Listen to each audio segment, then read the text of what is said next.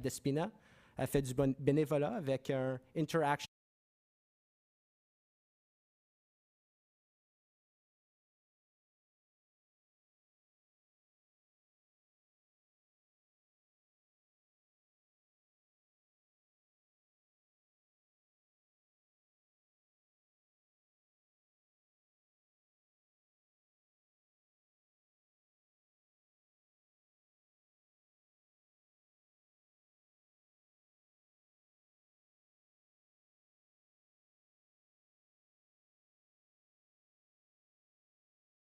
Again, we need to make sure, as we did in the first few months of the pandemic, that we really support them. I just keep thinking back to the number of meals that were provided to essential workers and healthcare workers that stopped after a while. And I think that we were on the right path, but we didn't realize how long we were in it for. So it's important that we reevaluate those needs and the people who need them most. I'd like to also acknowledge a Ramadan Mubarak to all our Muslim residents in CDN-NDG. It's also Autism Awareness Month, which is an important month to remember that there are those living with difficulties and those supporting those with difficulties, and it's an important month to remember them and to maybe donate to a local organization that you might know support autism awareness and their work. We're going to Easter, and Orthodox Easter, and Passover, and Chag Sameach to everybody on council and residents. Lesser known ones, there's also the Day of Remembrance for the victims of the Rwanda genocide coming up in a few days on the 7th, and also the International Romani Day, which for those who don't know, the Romani were also victims during the Holocaust and often aren't included in the discussions. On the 22nd, we have Earth Day, and then again on the 24th, we have Armenian Genocide Remembrance Day, and we have many city councilors and borough councilors who are elected, who one of their core missions is to make sure that people recognize the Armenian genocide, and I want to make sure people acknowledge it as well. Also, the 24th, the week of the 24th is Volunteer Action Week. So for those who want to prepare in advance, la troisième semaine d'Avril, c'est les journées d'action bénévole. And again, I just want to conclude by saying there's a lot of stuff that we can learn from by good, healthy conversations with one another. The council is an expression of that as well. But that we need to continue to learn from those who have experienced the worst hardships during the pandemic, because there's always room to improve. Thank you. Thank you, Mr. Morose. We are now to Mrs. Stéphanie Valenzuela. Merci beaucoup, Madame la mairesse. Donc, bonsoir à tous et à toutes. Good evening, everyone. Merci beaucoup à tous ceux et celles parmi nous ce soir, en présentiel et virtuellement. Je dois admettre que je suis très, très heureuse et excitée d'être parmi vous pour mon tout premier conseil d'arrondissement en personne. Cependant, je dois souligner, tout comme mon collègue M. Morose, que malgré l'assouplissement des restrictions, que malgré tout ça, nous devons tous et toutes demeurer très, très vigilants avec cette 6e vague et que ces derniers temps, les chiffres semblent continuer à augmenter. Alors, il faut vraiment rester en sécurité et en bonne santé. Donc, le mois dernier, le comité de concertation interculturelle, comme mentionné par la mairesse, a réalisé un projet exceptionnel dans le but de mettre en lumière le travail et les contributions de nombreux membres de notre communauté noire ici à Côte-des-Neiges. Et ça a été fait dans mon district. Le vernissage a été fait dans le parc Martin Luther King. Et je voulais vraiment souligner les efforts par la CDC Côte-des-Neiges. Et comme mentionné par la mairesse, le vernissage est encore disponible. Donc, si vous voulez le voir, c'est dans le parc Martin Luther King, anciennement connu comme Park Kent. Ce soir, je suis aussi très, très contente de vous annoncer que le conseil accordera une contribution financière à la Corporation de développement communautaire de Côte-des-Neiges pour la réalisation de projets de préservation, maintien et développement de logements sociaux et abordables. Il y aura aussi un montant alloué à notre bibliothèque interculturelle qui se trouve dans mon district aussi, afin de réaliser un aménagement. Et nous allons aussi autoriser un don de visière à Multicaf, qui est une organisation communautaire exceptionnelle qui a travaillé très, très fort durant la pandémie. Donc, ce mois-ci, le mois d'avril est très important pour de nombreux résidents et résidentes de notre arrondissement.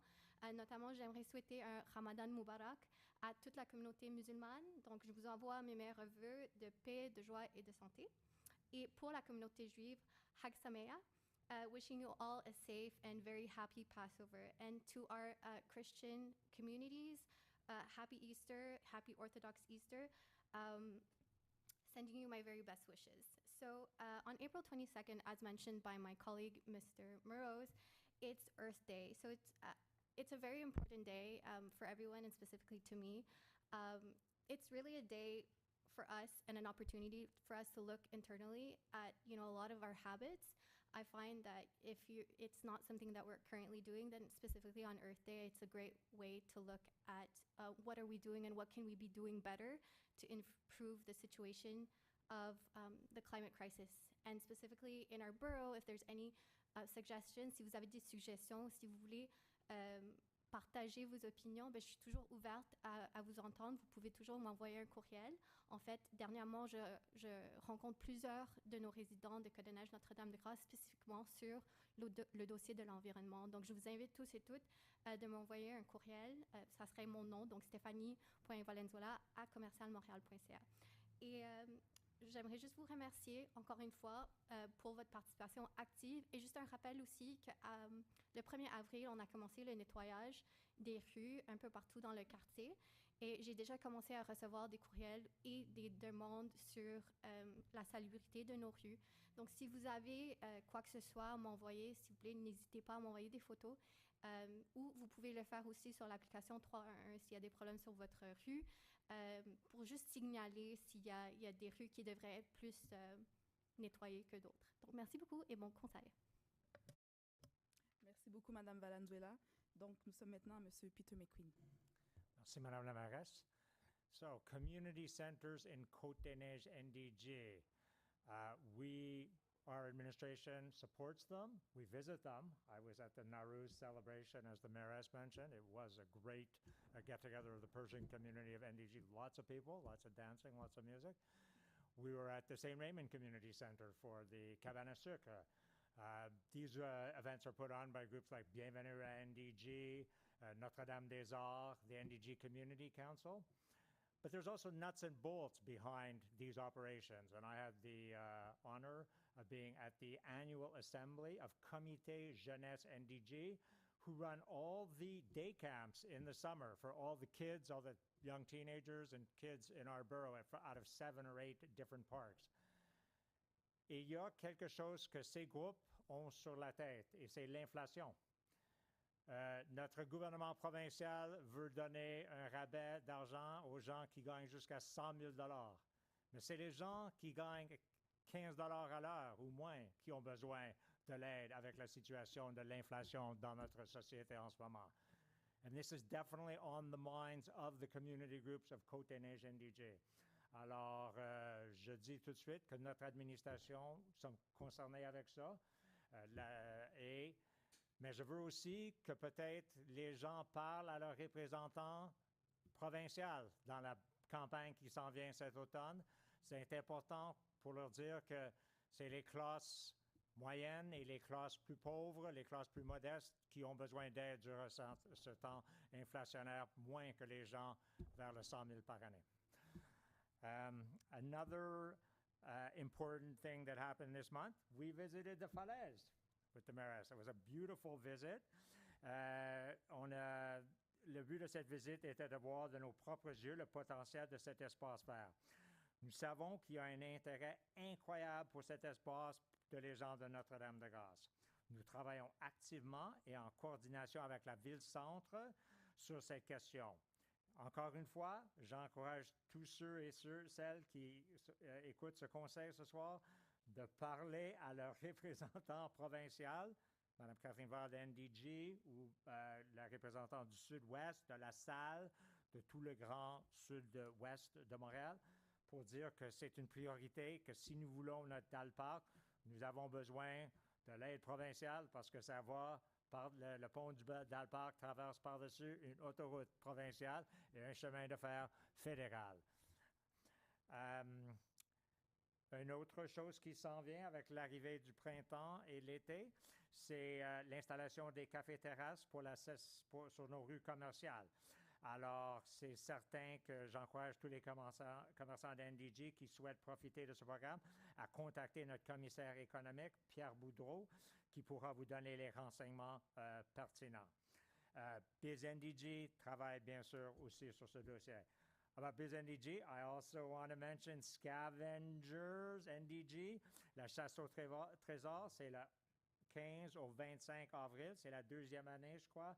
C'est toujours un moment de détente et de connaître mieux nos rues commerciales et notre histoire dans la communauté de Notre-Dame-de-Grâce. Finally, one last important issue, les toilettes dans nos parcs. Pour le moment, avec le lever des restrictions COVID, l'administration a pris une décision de ne pas mettre les toilettes chimiques, the porta potties, in our parks. Of course, we're going to keep the bathrooms in the park chalets open as many hours as possible for the people, but there will be no toilets at night, late at night. So the only comment, I'm willing to accept that, but the only comment I would say is if the restrictions go and the bars close again, I think the situation could become problematic. And in a case like that, we may have to act to put porta potties back in certain parks, especially NDG Park, of course. I see my time is winding down, so I just want to take this time to wish the community, our incredible, multicultural, varied community in Côte-des-Neiges NDG, Happy Easter. Nowruz celebration, as I said, we went to it. It was fantastic. Happy Passover and Ramadan Mubarak for the Muslim community. Will everybody enjoy the springtime. Thank you. Merci beaucoup, Monsieur McQueen. Nous sommes maintenant à Madame Popeanu. Merci beaucoup, Madame la mairesse, et merci à toutes et à tous, tous ceux qui sont présents à cette rencontre, en personne et virtuellement. C'est un vrai plaisir de vous voir en personne. Je tenais à le souligner. Et je commencerai pour vous dire que pendant ces temps de guerre, quand les identités meurtrières prennent le dessus de la raison, je commence par mentionner, comme Madame la mairesse l'a souligné, le 24 de ce mois-ci, où nous commémorerons le génocide arménien, un des événements les plus traumatisants du XXe siècle. Pourquoi? Parce que pendant un peu plus d'une année, à la suite de déportations, des famines, des massacres... Madame la Présidente, c'est pour vous, Madame. Sur notre écran, Madame Popeanu est bloquée par le carré. Alors, je me demande juste si les gens chez eux voient la même chose sur leur écran, parce qu'on ne voit pas l'oratrice. Oui, les gens en ligne voient. Les gens les voient, Monsieur McQueen. Merci. Aucun problème. Désolé. Merci. Je suis désolée. Je souhaitais créer un moment d'émotion, là, mais c'était ma présence. Non, il n'y a pas de souci, monsieur. C'est les mots qui comptent. Alors, comme je disais, cet jour sombre, cet événement sombre, parce que c'est à la suite de déportations, de famines, de massacres de grande ampleur, plus de 800 000 personnes ont été assassinées. On vit des temps pareils, donc je ne peux pas ne pas m'émouvoir, en réalité. Et bien sûr, comme chaque année, cette journée sombre, le 24 avril, sera soulignée par les membres de la communauté arménienne de Montréal qui seront présents au parc Marcelin, Wilson-Anti-Cartierville. D'ailleurs, la ville a érigé un monument à la mémoire des victimes de ce terrible génocide pour souligner l'événement. Et la communauté arménienne, mais tous ceux qui sont présents et tous ceux qui ont cet événement en pensée, nous devons accomplir un devoir de mémoire, mais aussi de faire un rappel à la tolérance et à la paix. C'était le message que je souhaitais transmettre. Dans un autre ordre d'idée, comme chaque année, le 22 avril, nous soulignerons la Journée de la Terre, ce jour qui marque en réalité la naissance du mouvement environnemental le plus important de la planète. D'ici 2050, les 2/3 de la population mondiale vivront dans les villes et les centres urbains. Nous avons entendu aujourd'hui même le rapport du groupe d'experts intergouvernemental sur l'évolution du climat qui nous a dit clairement que nous devons transformer en profondeur nos villes, nos modes de transport et notre régime alimentaire. D'un part, je suis fière que notre ville soit reconnue comme un leader en matière de transition écologique grâce à notre ambitieux projet de réduction des émissions de carbone, d'amélioration de l'accessibilité des transports publics et de la plantation de 500 000 arbres d'ici 2030. Mais d'autre part, je suis consciente qu'il nous reste un long chemin à parcourir et que nous devons le faire ensemble, avec vous, les résidents. Sinon, on ne va pas s'en sortir. Donc, lors de ce conseil d'arrondissement, nous allons approuver pour une 6e fois la piétonisation de la bretelle de chemin de Côte-des-Neiges et élargir ainsi la placette. Cette placette est devenue une destination super populaire, surtout pendant la pandémie, où les habitants du quartier et les touristes qui souhaitent profiter d'un moment de calme sur l'une de nos principales artères commerciales vont venir s'amuser, vont venir goûter quelque chose. Donc, d'ailleurs, des améliorations sont prévues pour rendre la placette encore plus conviviale. Et un autre point de l'ordre du jour de ce soir, nous allons aussi approuver une contribution financière pour soutenir le fonctionnement de la SDC de Côte-des-Neiges, qui va aider à mettre en place diverses activités et événements de soutien aux entreprises, ainsi que des campagnes promotionnelles au cours de toute l'année 2022. Donc, lors de ce conseil d'arrondissement, nous soutiendrons aussi l'organisme de bienfaisance Cyclonord pour développer la culture de vélo dans l'arrondissement. Donc, la pratique de vélo, c'est un garant de la réussite scolaire, de la santé et de la qualité de vie. Donc, finalement, bien sûr, je rejoins ma voix à mes collègues et je souhaite à plus de 150 musulmans de Montréal, Ramadan Mubarak, bien sûr. Je souhaite aussi des joyeuses fêtes de Pâques, Happy Passover, Shag Samak, et merci d'être avec nous ce soir et un très très bon conseil. Merci beaucoup, Madame Popianou. Nous sommes donc au point 10.05, donc la période de questions et les demandes du public. Je vais simplement demander à Madame Reeves de nous donner certaines consignes pour le fonctionnement de cette période de questions avant de débuter. Oui, certainement. La période de questions est de 90 minutes. Elle se divise en deux, c'est-à-dire 45 minutes pour les questions orales et 45 minutes pour les questions écrites. 7 personnes se sont inscrites sur place pour poser leurs questions. 15 personnes ont posé leurs questions à même le formulaire web prévu à cette fin. Le temps de parole va être accordé dans un premier temps aux personnes qui sont inscrites sur place. Nous avons remis aux élus et aux directeurs la liste des questions orales et écrites, suivant l'ordre qui a été déterminé par tirage au sort. Un maximum de 3 questions peuvent être soumises sur un même sujet. Les autres questions qui portent sur le même sujet pourront être soumises à la fin de la période de questions orales et écrites de 90 minutes, si le temps le permet. Donc, les gens que vous allez nommer vont pouvoir s'avancer au micro et on leur demande de garder leur masque. Parfait, merci. Est-ce que M. Plante a voulu lire les directives en anglais, s'il vous plaît? Merci. So the public question period is 90 minutes long. It is divided into 2 parts, 45 minutes for oral questions and 45 minutes for written questions. 7 people registered at the meeting to ask their questions at the microphone, and 15 people asked their question using the web form for this purpose. Speaking time is allocated first to the people who registered at the meeting. We have given the list of oral and written questions to the elected officials and directors in the order determined by a random draw. A maximum of 3 questions is allowed on a given subject. Any other questions on the same subject may be submitted at the end of the 90-minute period for oral and written questions if time allows. Parfait, merci beaucoup. Donc, allons-y. La première question sera posée par Stanley Grumfeld au sujet du marquage chaussée. Donc, je vous prie de vous rendre au micro.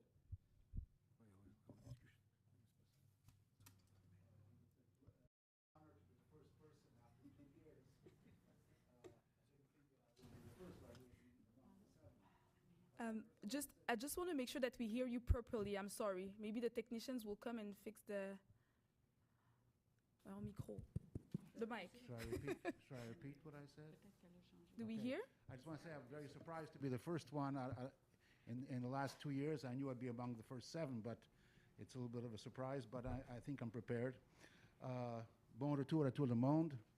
Welcome back to all the elected city councillors and the borough director, Stephen Plant, Secretary d'arrondissement, Madame Reeves, and the directors of services who are on Zoom. I just want to say personally, very briefly, that after personally attending for over 30 years, attending various incarnations of monthly meetings, which were variously called conseil d'arrondissement, comité conseil d'arrondissement, and something called conseil de quartier during the Bourke era, I almost got withdrawal symptoms for the last 2 years. Après 2 ans de Zoom, like many people, I started to have Zoom fatigue. There's nothing like the personal interaction between human beings, especially in politics, and also you all look much better in person. I will start this evening with a subject which should be relatively uncomplicated. It's been brought up many times in previous years, and that's the annual marquage de sol for the car lanes that's after the winter. Every year we have the same problem.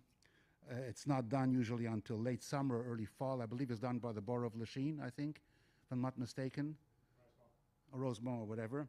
And it's the same problem every year. It takes until before the winter till everything is finally done. And I don't know why it's not speeded up, why it cannot be done starting now when the snow is gone and should be finished by the end of May or beginning of June at the very latest. It causes many problems for drivers and public safety in distinguishing car lanes and also bicycle lanes which don't have concrete divisions. Also, another problem with those lanes, when those lanes are finally painted, the quality of the work leaves a lot to be desired. And I'm being very euphemistic. The lines in many cases are crooked, they look ugly, they look terrible. It's as if they were painted by a drunk person at 2 a.m. I'm being very frank. And a perfect example, I don't know if it's still, you can see it, is La Combe between Descaries and Côte de Neige. And I really think that there should be an inspection by the borough of the work that's done every year. Is there an inspection by Public Works to verify the quality of the work after it's done? If not, why not? Thank you very much for your question. I understand some element that you are describing today. Those lanes are important for the safety of everyone, basically. So I'm maybe going to ask Mr. Plant regarding the assessment of the work that is being done by Rosemont, as my colleague said before. So it's not something that is done by our staff. It's done, we are, delegating is not the right word, but it's the staff of Rosemont who's, sorry? Yes, so it's the staff of Rosemont is doing this work, but it's something that works like that in the city. So I'm going to ask Mr. Plant to complete the answer. Yeah, well, first of all, we have to admit that there was a very big improvement in the work that Rosemont is doing in the last couple of years. You know, I mean, to do all the marquage, j'ai le mot, Yeah. you know, the problem is that, first of all, we have to make sure that all the streets are clean. And I mean, you know, it seems quite obvious, but we need a couple of weeks before we start to do the painting because we have to make sure that, like, there's no more rocks or sands or whatever, because otherwise we're going to paint the rock. So we have to make sure that the street is clean. So that's the first thing. And, you know, it takes between 3 and 4 weeks before we are able to do all the streets and make sure that everything is proper. So secondly, they start very often by the bicycle path because it is because of the needs that we have. Also because they can do it quickly. It's more secure. So that's one of the first things they do. And it will go like that during all summertime. Regarding the quality of the work, and like all for the, I just want to add that, like, for the school crossing, they're going to do it close to beginning of school, you know, in September, so that they can last as long as possible. Regarding the quality of work, I would tell you that we have a very good collaboration with the people of Rosemont. If we feel that there's an area that is not properly done, they come back and what you were the intersection you were talking about, we're gonna make sure that it's okay. But there was an improvement. There's always place for improvement. Obviously, they can do better. We all can do better. But I would say that things are much better than they were a couple of years ago. Well, my follow-up is that, first of all, it wasn't one intersection. It's, if you look now, if it's still there, on the entire street of Lacombe from the Carry until Côte des Neiges. That's one example.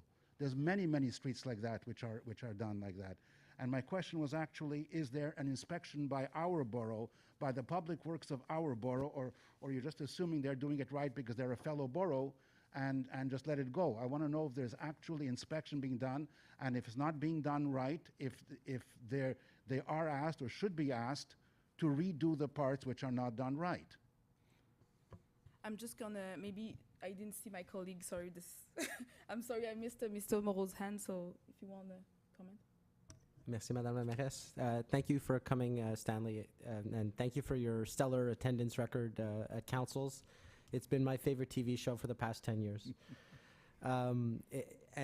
Just to bring attention to your point, in terms of the perception, they changed the quality of the paint. So it used to be less environmentally friendly, and it would last longer.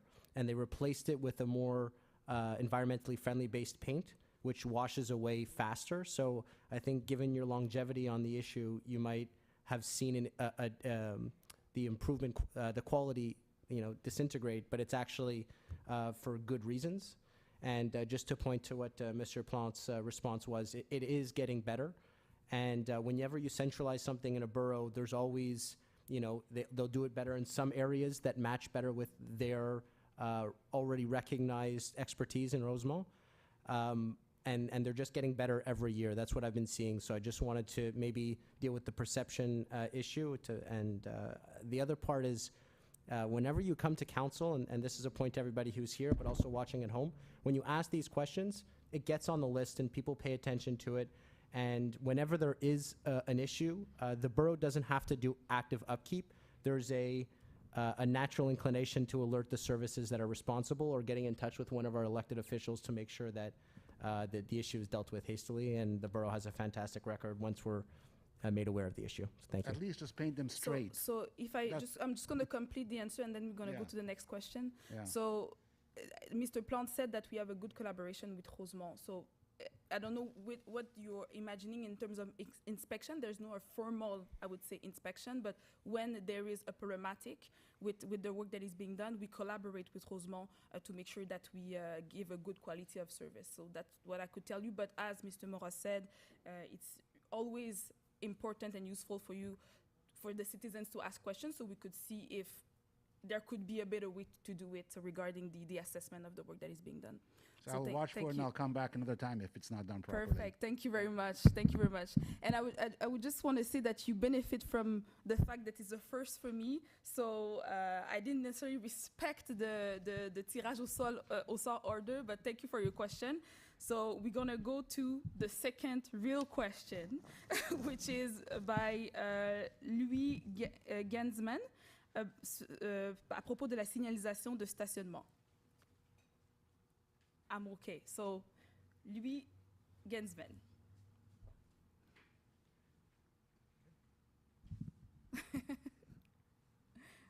Hi, bonjour. Bonjour. Merci beaucoup d'être avec nous. Merci de m'accueillir. J'avais une question pas très bien préparée puisque je viens à peine de la soumettre, mais c'était à propos de... Peut-être juste parler un peu plus fort, s'il vous plaît. Ou si c'est possible, à la régie d'augmenter le son, si c'est possible. Je voulais vous demander si vous pourriez réfléchir à un meilleur moyen de signalement pour les autorisations ou interdictions de stationnement que des panneaux peu clairs et pointant dans une direction incertaine. Même moi, en tant que non-conducteur, je trouve cela gênant de ne pas pouvoir vraiment savoir où et quand on peut vraiment se garer. Donc j'ai pas vraiment de proposition parce que j'avais pensé au marquage au sol, mais c'est pas facile avec l'hiver. Mais est-ce qu'on pourrait trouver un truc plus simple que des panneaux vraiment peu clairs, je trouve, moi? Merci beaucoup pour la question. Donc, les panneaux qui indiquent les possibilités ou les interdictions de stationner, c'est ça? En fait, c'est une suggestion intéressante. Je ne sais pas si les services, vous avez déjà eu ce genre de proposition, mais écoutez, merci beaucoup de la faire. Monsieur Plante, est-ce que vous avez déjà eu des stratégies en ce genre pour la signalisation? Écoutez, je ne voudrais surtout pas donner la réponse que ça relève de la ville-centre, là, ça serait un peu moche, mais reste que c'est une manière de faire qui est à l'ensemble de la ville de Montréal et qui est pratiquement standard dans beaucoup d'autres villes. Éventuellement, je pense que la technologie va nous permettre d'arriver à quelque chose de beaucoup plus clair. Je vois que monsieur utilise son téléphone pour lire sa question, alors déjà là, on s'en va probablement vers quelque chose comme ça, où on va pouvoir, là, plus avec les téléphones, la lecture de plaques, on s'en va vers ça. Peut-être que dans 10 ans, on y arrivera, mais pour l'instant, je vous dirais que malheureusement, c'est encore la manière qui est privilégiée. Peut-être que c'est une rationalisation de nos affiches qu'on doit faire parce que c'est peut-être un peu compliqué, mais à ce que je sache, il n'y a pas d'autre moyen pour l'instant. Parfait, merci. Madame Popeanu? Merci beaucoup, Madame la mairesse. Moi, je suis un peu plus optimiste que Monsieur Plante. Donc, moi, je ne vous donnerai pas 10 ans, je vous donnerai quelques années. Effectivement, la ville est dans une profonde transformation technologique à tous les niveaux. Donc, le service des technologies de l'information fait des partenariats intéressants. On travaille aussi Montréal numérique. Donc, je ne donnerai pas une décennie parce qu'en informatique, les choses vont très, très vite. Je suis plus optimiste dans quelques années. Donc, je suis certaine quand vous serez conseiller municipal que ça va être réglé depuis longtemps. Merci. Merci pour votre question. Merci beaucoup. Il y a aussi M. Moros qui aimerait faire un commentaire. Merci, c'est une très bonne question. C'est un mime régulier de Montréal, je veux dire. Et oui, la technologie va nous sauver, mais en même temps, Québec a un problème avec le papier. On reste avec ça. Il y a un problème d'adaptation et on a souvent besoin des personnes de prendre le relève eux-mêmes. Et je t'encourage de contacter Google Maps, de le contacter directement, de demander s'ils peuvent commencer des démarches, s'ils veulent travailler avec la ville en temps d'un projet. Si ça touche directement, il y a des façons à régler ces problèmes-là, de pousser les plus vieux pour avancer les choses qu'on devrait faire. Et je pense que c'est une idée phénoménale. Vous avez M. Plante qui connaît ces dossiers. Il sait que la solution, c'était en technologie. Et donc, si tu veux vraiment chercher, Magda, elle a la personne responsable à la ville pour ce type de compétences. Je vous suggère de la contacter et de la pousser fort pour cette adaptation qu'on a tous besoin. Merci. Peut-être juste compléter, en fait, il y a des éléments, comment dire, des façons de faire qui sont innovantes dans d'autres villes.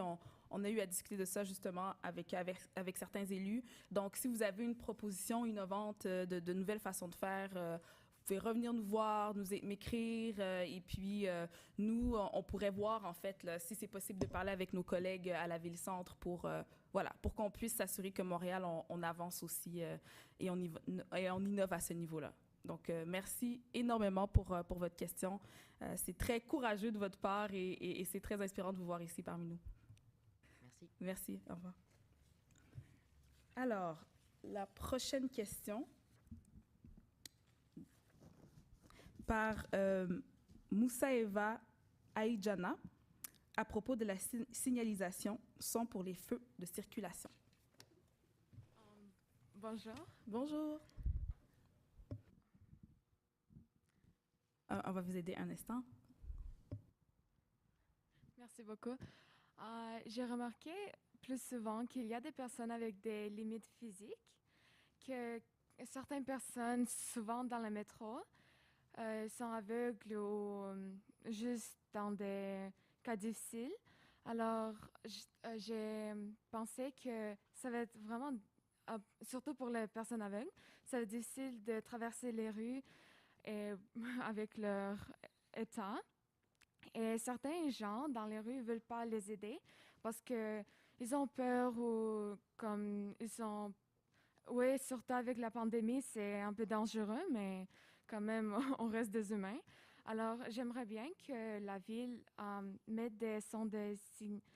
Par exemple, quand c'est le feu vert pour les piétons, ils mettent un son, par exemple, un hibou qui crie pour dire aux gens que c'est le temps de marcher et pour que Après, dans le futur, il y a comme on va diminuer le taux de discrimination envers les gens avec des limites. Donc, ouais. Et j'ai regardé ça d'un autre côté, que ça va beaucoup aider surtout les gens qui vont dans les écoles, dans les collèges. Il y a beaucoup de retard. J'ai remarqué souvent qu'ils ont des retards parce qu'ils ne sont pas attentifs aux feux de circulation.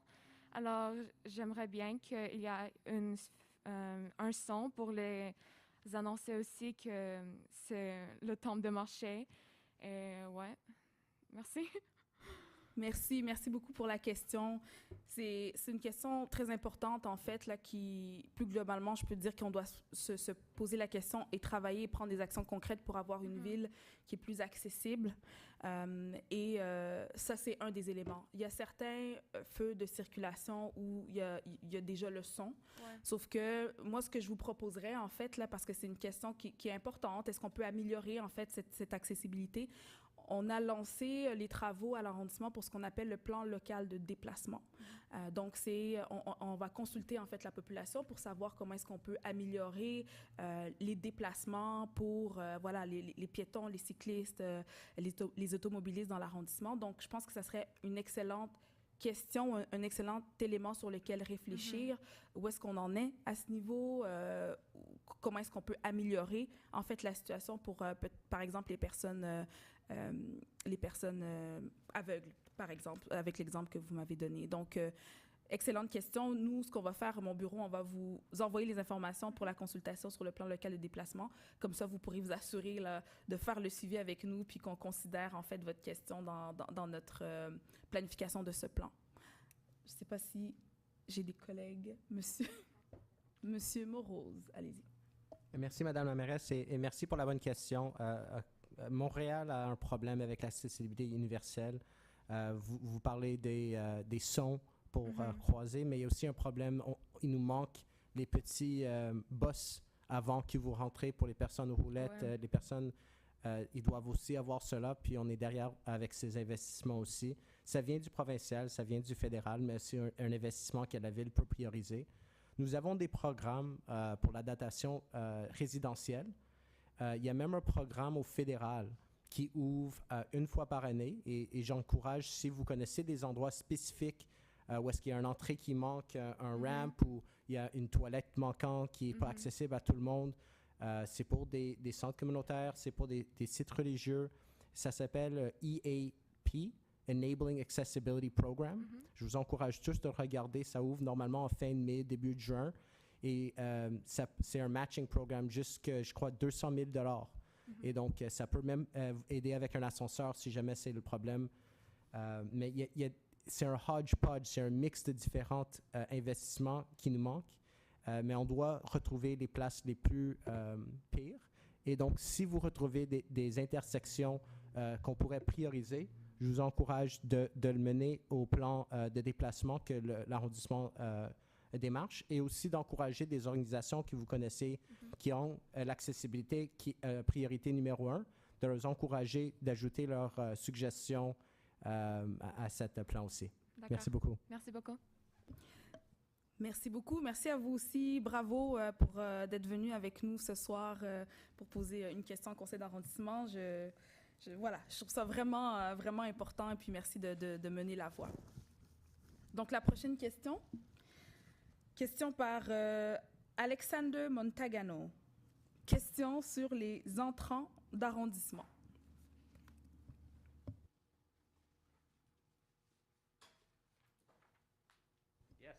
Yes. Can you hear me? Maybe. You can? Maybe you need to raise it. Je sais pas. All right. It's for you. Is that better? Yeah. Excellent. Good evening, everyone. Congratulations to all. It's nice to be back in council. I do have one housekeeping issue before I make my intervention. I submitted, as you know, I'm very involved in municipal politics, been at this for 15 years, I think more now. And I submitted a letter of objection to the September 23rd, 2020 budget meeting. So this was during the pandemic. We were doing Zoom calls. And it's the second time I submitted a letter like this. I did it at a prior budget meeting where I complained that there wasn't a good public engagement, that there wasn't a good vehicle for people to be involved in the conversation, that there was limited information provided on the budget. For example, I just discovered that the borough takes out loans. So I've been at this for 15 years, and I've just discovered now that the borough takes out loans, and the taxpayers of CDN-NDG are solely responsible for these loans. So this is something I never heard of before, and it's in none of the documentation from the borough or from the center city's budget. So this is just an example. So I'm going to be depositing this document now because it was refused by the borough secretary. Okay, so maybe you could give it to Mrs. Reeves. It's 11 pages in total, including the cover.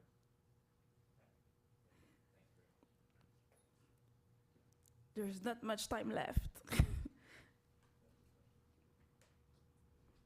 What was that? Sorry? Sorry, no, I'm just saying for you because we have a timer for the question. Go ahead. Yes, okay, but that was a document I'm disposing to council. That's not involved with my question.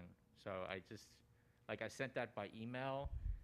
It should have been deposited by the borough. I shouldn't be needing to make an intervention on that, okay? So my question relates to the loans. And here we have a borough, and I started tabulating the information. I got the document from the borough secretaries, thank you very much. So they responded to that access information request. And I'm going through the amount of money that the borough has been borrowing. And what I discovered is over the history of the borough, the total amount of loans is $152 million. So this is since the inception of the borough in 2002, the borough of CDN-NDG has borrowed $152 million. And then what I tabulated next is I tabulated the administrations. And I looked at the Projet Montréal administration, and your administration has borrowed to date $49 million. The time is up. I'm going to ask you to go with the question. Okay, please. my question is, there's a formula that you guys have to determine the operational budget of the borough. Now, there's also the PDI, okay? So what I'm trying to figure out is what's the relationship with the borough taking out loans against the PDI?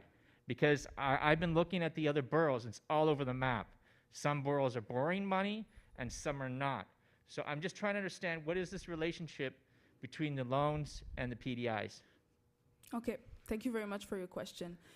It's really important to clarify because I would, and really out of respect, I would say the information is not exactly what you're saying right now. So saying that the citizens were not aware that we're working with loans, I don't think it's exact because there's many sommaires décisionnels, I would say, that publicly shows and explain that we've been working with loans for a long time. That's how the city works. And I explained that at the last council when you asked the question online. So it's not something new. So it's important for me, and I would say for all the councillors around the table, to just correct you on that element because I don't want the citizens to have the wrong information. It's not something new. That is how the city works. So we have budget fonctionnement, I would say a functional budget, if I'm trying to translate that. And we also have a PDI, which is a Programme Décennal d'Investissement. So to finance the project in that PDI, that works with loans. So it's not something new. That's not necessarily true because before the establishments of the borough in 2002, there wasn't boroughs that existed. They didn't take loans, and they didn't impose local taxes. So this whole regime, now, since 2002, is a new regime. That didn't exist before.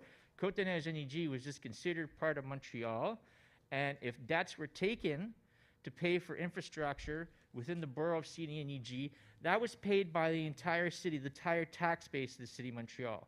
What's happening now is the borough is taking out loans in which the taxpayers, specifically of CDN-NDG, are responsible for. Yeah. And I challenge you all, please, to Yeah, so it works. show me. No, I'm sorry. I apologize.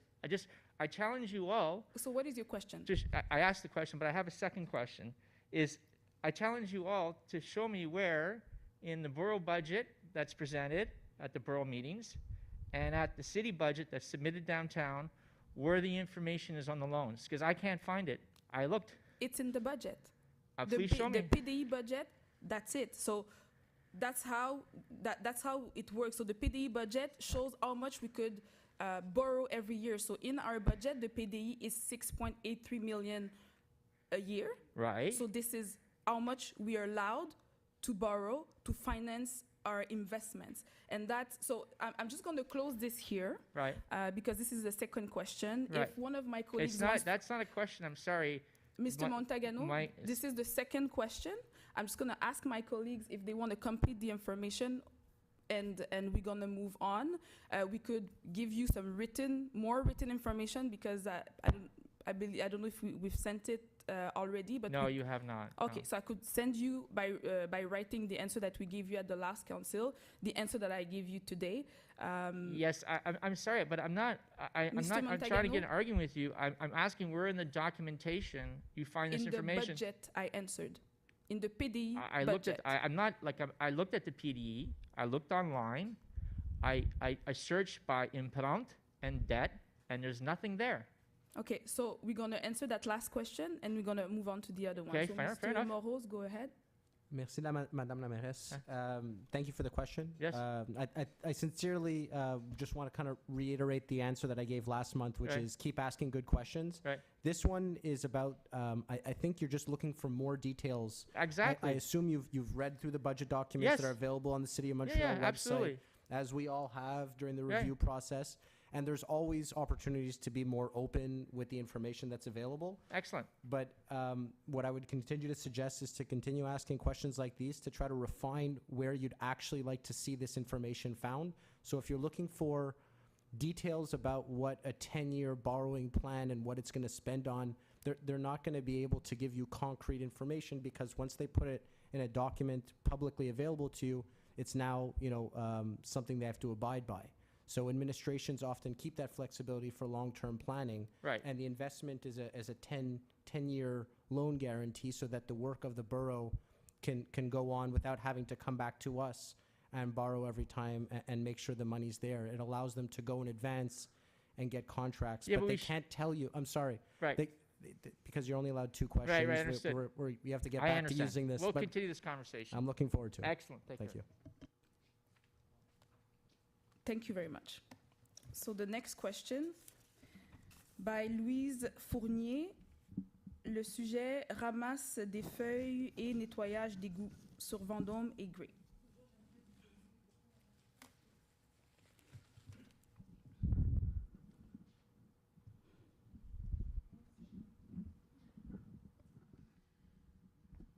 Bonsoir, comment allez-vous, Madame la mairesse, Monsieur les conseillers? Bonsoir. Je suis Louise Fournier, j'habite sur la rue Vendôme. Si vous ne connaissez pas très bien l'arrondissement Notre-Dame-de-Grâce, la partie Notre-Dame-de-Grâce, Vendôme, c'est la montagne qui descend, puis là, il y a un plat. Depuis 1980, il y a des inondations fréquentes dans les sous-sols. Les puisards se remplissent, l'eau des toits. On a eu beaucoup de travail de la part de l'arrondissement qui a refait la rue Sherbrooke, qui a refait beaucoup de bassins de rétention, puis on apprécie beaucoup. En 2021, malheureusement, l'automne ne s'est pas étendu et puis on a eu, les feuilles n'ont pas été ramassées. Ça veut dire qu'elles sont encore là sur Gray, sur Marleau, sur Vendôme. Je vous ai présenté des photos, M. Plante. Il y a la photo du regard d'égout, c'est celle au coin de Maisonneuve et puis Vendôme. Le nombre de piétons qui sortent de la station de métro puis qui se retrouvent face à un lac complet, c'est dangereux. En ce moment, particulièrement, il y a des travaux d'Hydro-Québec, mais vous ne pouvez pas attendre 3 mois pour ramasser ça, parce que moi, si mon sol se ramasse, je vais faire comme j'ai fait en 2005, je vais poursuivre la ville, puis j'ai reçu mon chèque cette année. Alors, je vous le dis, c'est pas agréable. Deuxièmement, il y a un commentaire que je vais vous faire. Ceux qui sont plus vieux savent que pendant des années, je venais représenter une organisation communautaire au conseil d'arrondissement et je suis un peu surprise. Le premier article de la Charte de la Ville de Montréal dit que Montréal, c'est une ville où on parle français. Et sur le site de l'Ombudsman, on est supposé français et je n'ai jamais entendu autant d'anglais que ce soir au conseil d'arrondissement. Le seul arrondissement qui est bilingue, c'est Roxborough-Pierrefonds. Et la seule obligation, c'est de répondre à la discrétion de la mairesse ou du maire en anglais, une question d'un citoyen. Alors, je vous avoue, je suis très préoccupée par la quantité d'anglais qu'il y a ici ce soir et je me demande qu'est-ce qu'on peut faire pour y réagir. Juste, madame, j'ai toujours la difficulté à prononcer vos noms, mais qui a parlé uniquement en français et je vais vous avouer que je l'apprécie.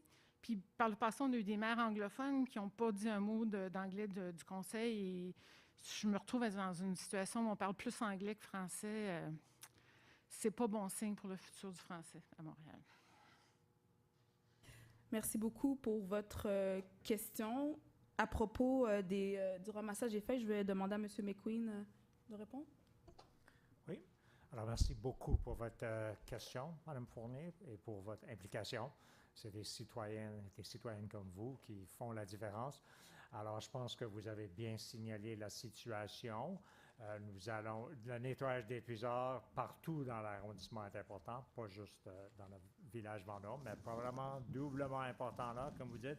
Beaucoup de piétons et l'historique des inondations par le passé. Moi, j'aimerais juste ajouter aussi peut-être, dans ces photos, ça a l'air que peut-être de l'eau avec un peu de ciment dedans, mais je ne suis pas certain, c'est gris. Mais avec tous les travaux, comme vous dites, du Centre de services électriques de Montréal de Maisonneuve à plusieurs reprises, maintenant encore, j'espère que nous gardons l'œil ouvert pour que tout résidu de travaux avec ciment qui va dans un puiseur, c'est dangereux parce que ça peut resolidifier dans le puiseur. Alors, je note et je signale ça à nos inspecteurs, mais je pense que on va prendre ça, nos inspecteurs vont être là demain. Merci. Parfait, merci. Monsieur Plante, est-ce que l'équipe veut compléter ou ça va? Ça va? Parfait. Puis votre deuxième point, c'était un commentaire. Parfait, on en prend note. Merci. Alors, nous allons à la prochaine question de Roselyne Dorsin. Donc, l'objet, c'est diviser Côte-des-Neiges et NDG. Il y a plusieurs éléments, logement, inspection, employés, qualité de service des employés. Donc, c'est à vous la parole.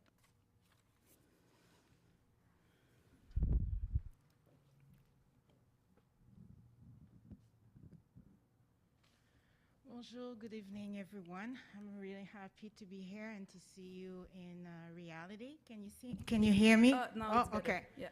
Okay, thank you, everyone. I'm really happy to be here. I would like to thank everyone who had the kindness to express themselves in French and in English. If we talk about inclusion in also, if we talk about diversity also includes Anglophone. And as a Black Anglophone, I can tell you it's very well appreciated. So je remercie les gens qui ont fait une présentation dans les deux langues et j'aimerais contredire la personne avant moi, considérant qu'il n'y a pas eu plus d'anglais que de français, je dirais l'opposé. Ayant dit ça, je vais continuer en anglais. I want to make a correction to the mayoress. There is also 2 other public high school in this district. One is the part of EMSB. They are public teachers. One is Marymount Academy on Chemin Côte-Saint-Luc, and also Milan. And I know I mentioned Milan because there was a murder at this school in the fall, and I think it's important to point out. Going to my questions, I had 3 questions, but the last few years we were in Zooming and I forgot the protocol, so I will stick with 1 question. And my question is about my concern about the size of the borough. If I understand Montreal, it's every borough has to have 6 representatives. considering that Côte-des-Neiges and NDG, I believe, is according to 2016 census, we are about 166,000 population, which means we pay a lot of taxes to Ville de Montréal, and we only have six representatives for a larger population. And I believe in no taxation without representation, considering the population, the large population. It is fair to say we are underrepresented if we compare to a borough like Hochelaga, Maisonneuve, if we compare to other borough. And I think also because we have I love Côte-des-Neiges, but the population in Côte-des-Neiges and NDG, they have similarities, but there are also differences. So I would like to know if you ever consider divided the borough to have a better representation. Thank you. Okay, thank you very much for your question. First, I just want to clarify what I said in my mot d'ouverture was that I'm talking about French public schools in the Côte-des-Neiges, side, I would say. So sorry if I was not clear in what I said. So regarding your question on separating the borough, so the number of councillors that we have on council is determined by the loi sur les cités et villes. So it's not, and it's a functioning that is across the board in Montreal. So they count the number of people, and depending on the number of people, we have city councillors, and in some boroughs they have borough councillors they have borough councils. We don't have borough councils because of the number of people that we have. So we could send you the information in where it is in the loi sur les cités et villes regarding that element. So you're gonna maybe better understand why it's like this. So that's the first element of my answer. The second element is that personally, I want to put my energy in making Côte-des-Neiges and NDG better than to put my energy on separating both sides. There's many things that needs to be done in the borough, and I personally think that resources are better invested if we work on making things better for the population.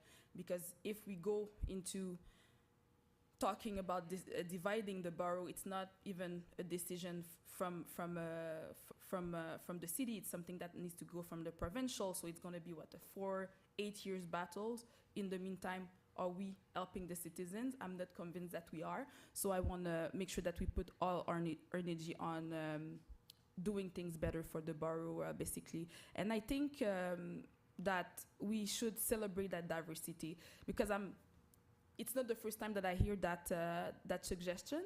And I'm wondering, so let's say tomorrow we separate Côte-des-Neiges and NDG. What are we going to separate next? Are we going to separate some part of NDG? Are we determined that we need to separate some part of NDG? So it's questions that came to my mind, but bottom line, I just want to make sure that we invest our resources on making this borough better, because there's things that are really important that we need to deal with, and I think my energy is better invested there than on separating the borough. Est-ce que... I'd like to have a follow-up question. Oh, sorry. At the beginning, when you won as a mayor, I heard you talking about diversity. I also heard most of all the city councillors talking about diversity and how it's important to serve the population. From what I heard from your response, that you think there's a better way to serve the population. However, if the population, because you said it's not the first time you heard that question, if the population wants to go forward and ask the provincial, what are the resources can we have? Because I understand it's not under your jurisdiction, but a lot of people have been talking about this, and you can still serve us better throughout the fight or the battle you've chosen, and we can still we can still move forward to have a better representation for the population here, which is a very multicultural population. So we would have a better population. It doesn't mean because I want to have, we want to be divided into two, it goes against better service. So my follow-up question is, if we want to go forward, what can we do as citizens to go to fight and have better representation for those wonderful two boroughs? Donc, vous voulez savoir, en fait, c'est comme j'ai dit, c'est un, comment dire, vous avez dit c'est de juridiction provinciale, Yes. donc peut-être contacter vos élus provinciaux. Ils pourront peut-être vous guider sur la procédure à suivre. Moi, ce que je dis, c'est que, voilà, je pense qu'il est mieux de mettre les ressources de l'arrondissement, que ce soit la fonction publique, que ce soit notre énergie comme élu, sur réunir, offrir des meilleurs services, parce que, personnellement, je me pose la question jusqu'à où est-ce qu'on va diviser. Je vous ai dit tout à l'heure que j'ai entendu cette question durant la campagne. En fait, c'était une des candidates. Madame la Mayoress, I just want to point out my question was in English since she's talking about there's too much English in this. I just want to say that my question was in English. I do understand French, but to be fair, I asked the question in English. Do you mind? Thank you. It's just that my first language is French, donc je voulais répondre en français pour être sûr que vous compreniez bien ce que j'ai dit, ce que j'avance comme idée. Est-ce que vous comprenez le français? Ou vous voulez que je continue?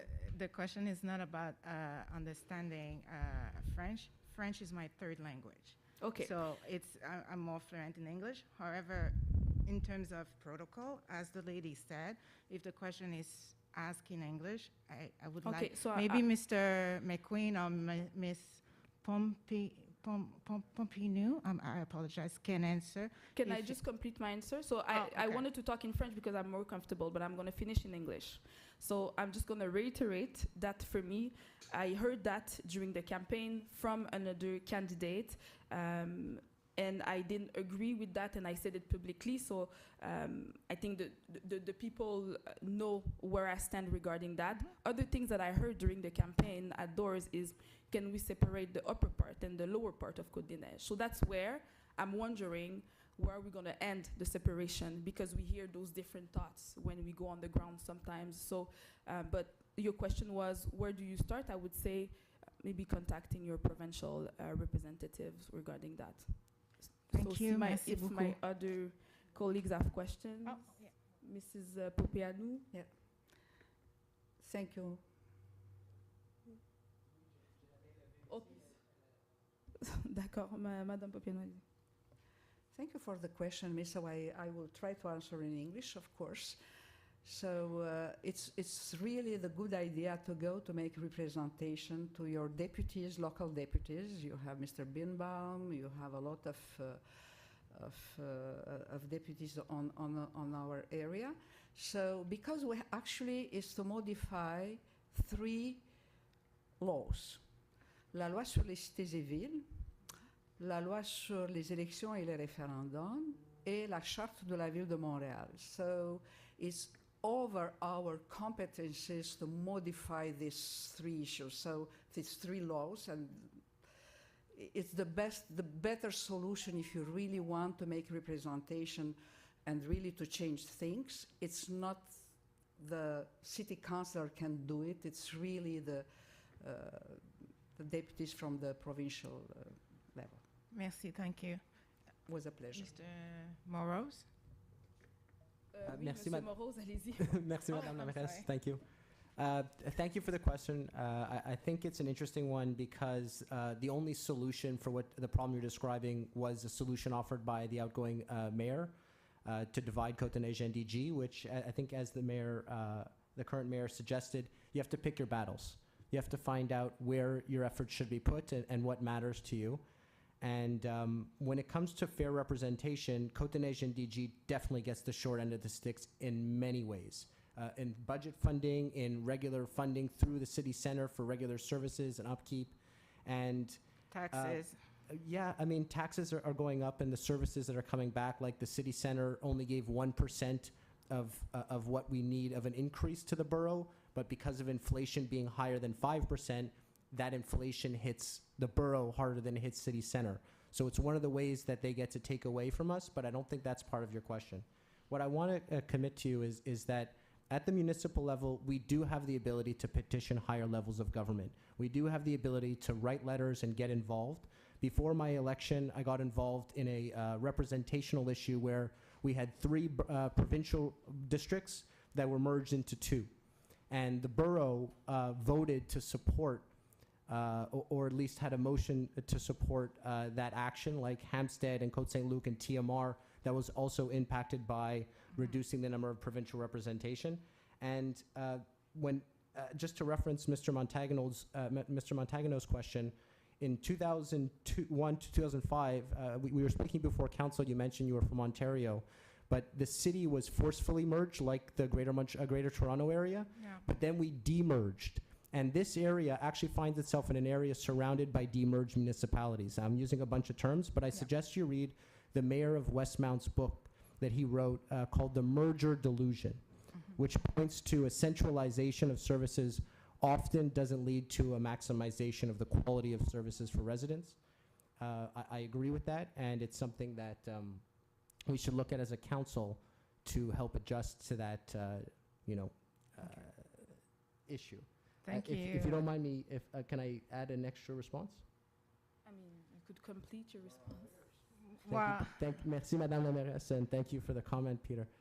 When it comes to the representational number, for example, Lachine, they get a city councillor, a borough councillor, and then 4 borough councillors, which means that for an area of 45,000 people, they get the same area, the same number of representatives as you get with 175 now. And that's one of the things that we were supposed to correct and relook at 10 years after the demerger. But we never got there. It just kept getting pushed and pushed and pushed. And now we're 17 years after the last time we revisited that decision, and populations have grown in different areas. So we do need a little bit of your incentive, and that's why I encourage everyone to come and ask questions to us in order to push the topics that they care about forward.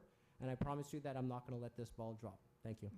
Thank you, everyone, for your answer. And I'm sorry, Madame la Mairesse, I pointed out the person before you. My apology. Thank you very much. So there's 1 minute before we, so maybe we could, I could suggest or propose, to continue for 15 more minutes. Je propose de continuer la période de questions des citoyens pour 15 minutes. Oui, des citoyens en présentiel. Donc, Monsieur Peter McQueen appuie. Donc, la prochaine question de Madeleine Sinosier à propos de foyer à bois, pourquoi c'est interdit, et limite d'animal dans une maison. Oui, vous pouvez garder votre masque et puis...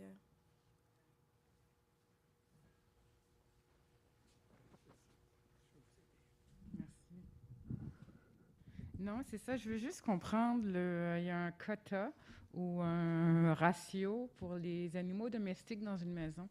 J'aimerais comprendre, c'est basé sur quoi? Parfait. Donc, moi, j'ai envie d'envoyer la question à Monsieur Plante, puis s'il y a d'autres élus qui veulent répondre aussi, vous me ferez signe.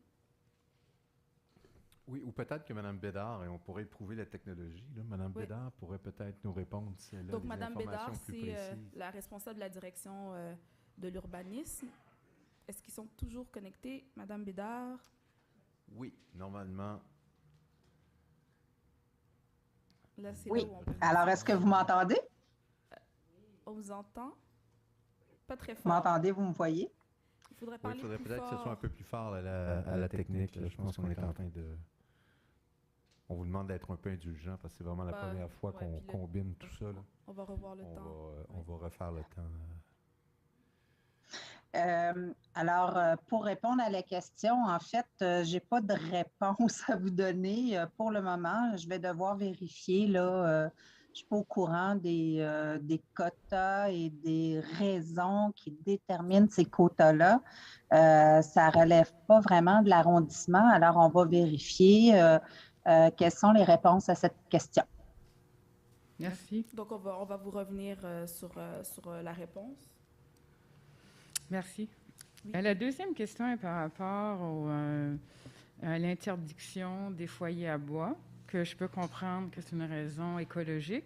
Cependant, l'impact financier sur les jeunes familles, lorsqu'on compare une corde de bois livrée à 125 $, puis les comptes d'hydro l'hiver qui augmentent dans les 4 chiffres et plus.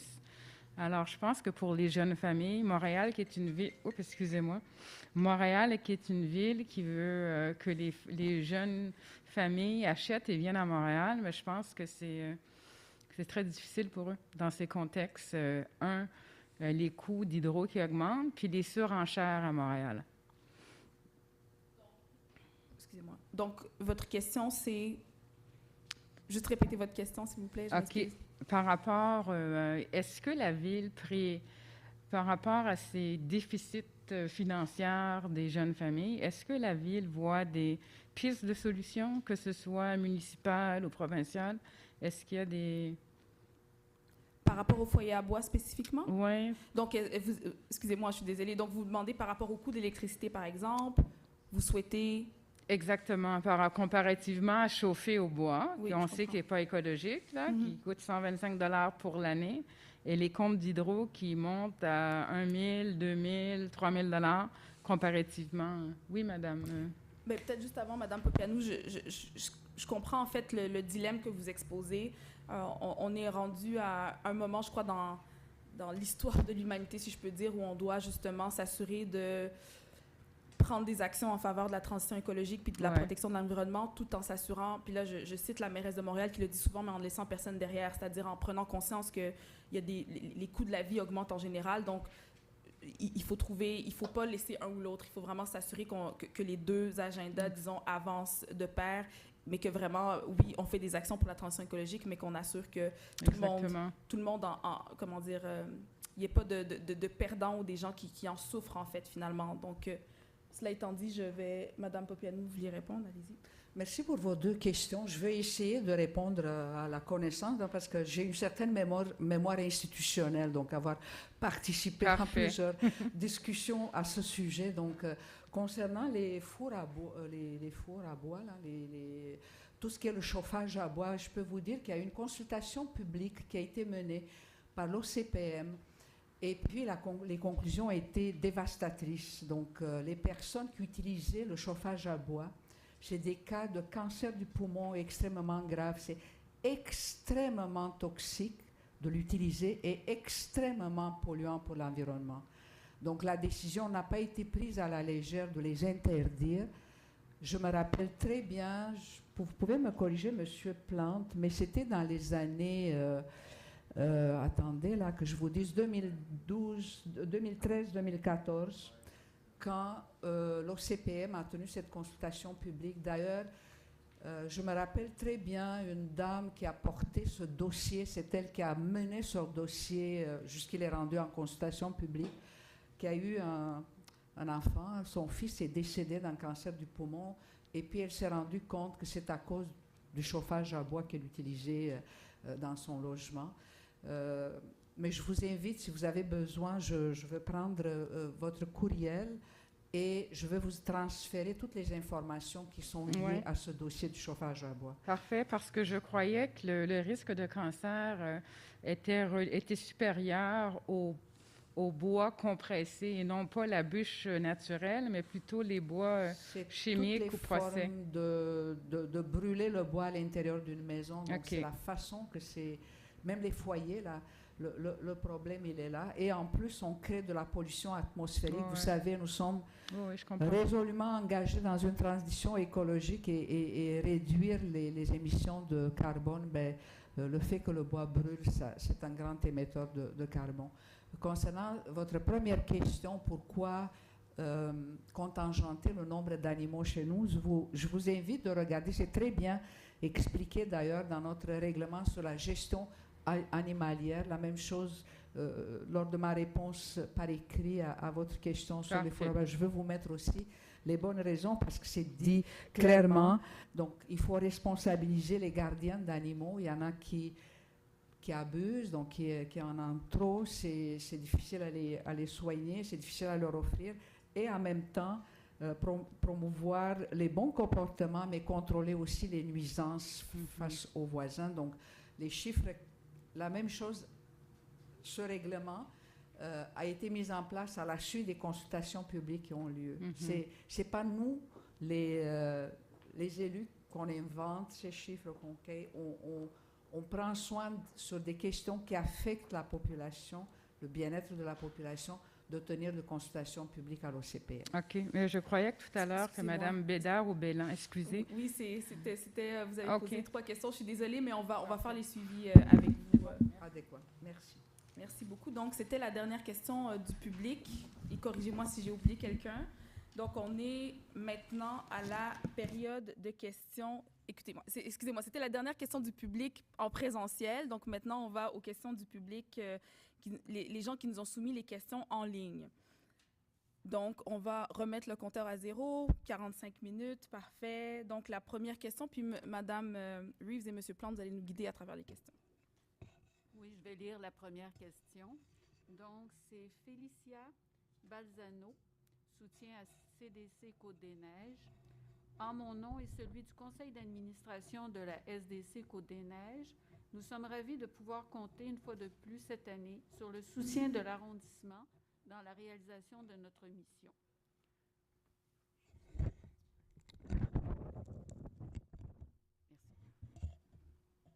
Nous entamons maintenant notre 5e année à titre de société de développement commercial et plus que jamais, les SDC ont prouvé leur pertinence pour la vitalité de nos artères commerciales qui s'inscrivent comme de véritables milieux de vie. Pionnière dans le milieu des SDC dans le quartier, notre SDC œuvre chaque jour à dynamiser Côte-des-Neiges pour développer sa notoriété, améliorer l'expérience de toutes les personnes qui travaillent, visitent, habitent et étudient à Côte-des-Neiges, mais aussi pour favoriser l'achat local et soutenir nos entreprises et commerces. La collaboration de longue date entre l'arrondissement et la SDC Côte-des-Neiges nous permet de pérenniser concrètement les actions déployées dans le quartier, mais aussi de pouvoir en développer de nouvelles. Merci beaucoup, Madame Balzano, pour la question.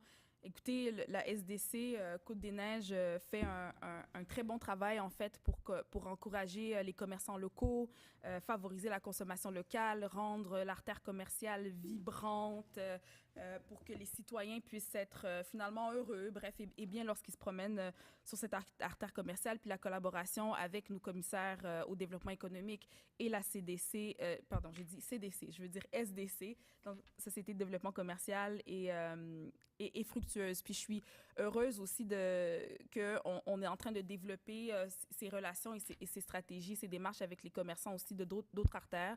Je peux penser à CDN-NDG, avec lesquels on travaille très fort, en fait, là, depuis déjà plusieurs années, puis notamment depuis que moi je suis aussi à la mairie pour, voilà, voir est-ce que ça serait pertinent de faire une SDC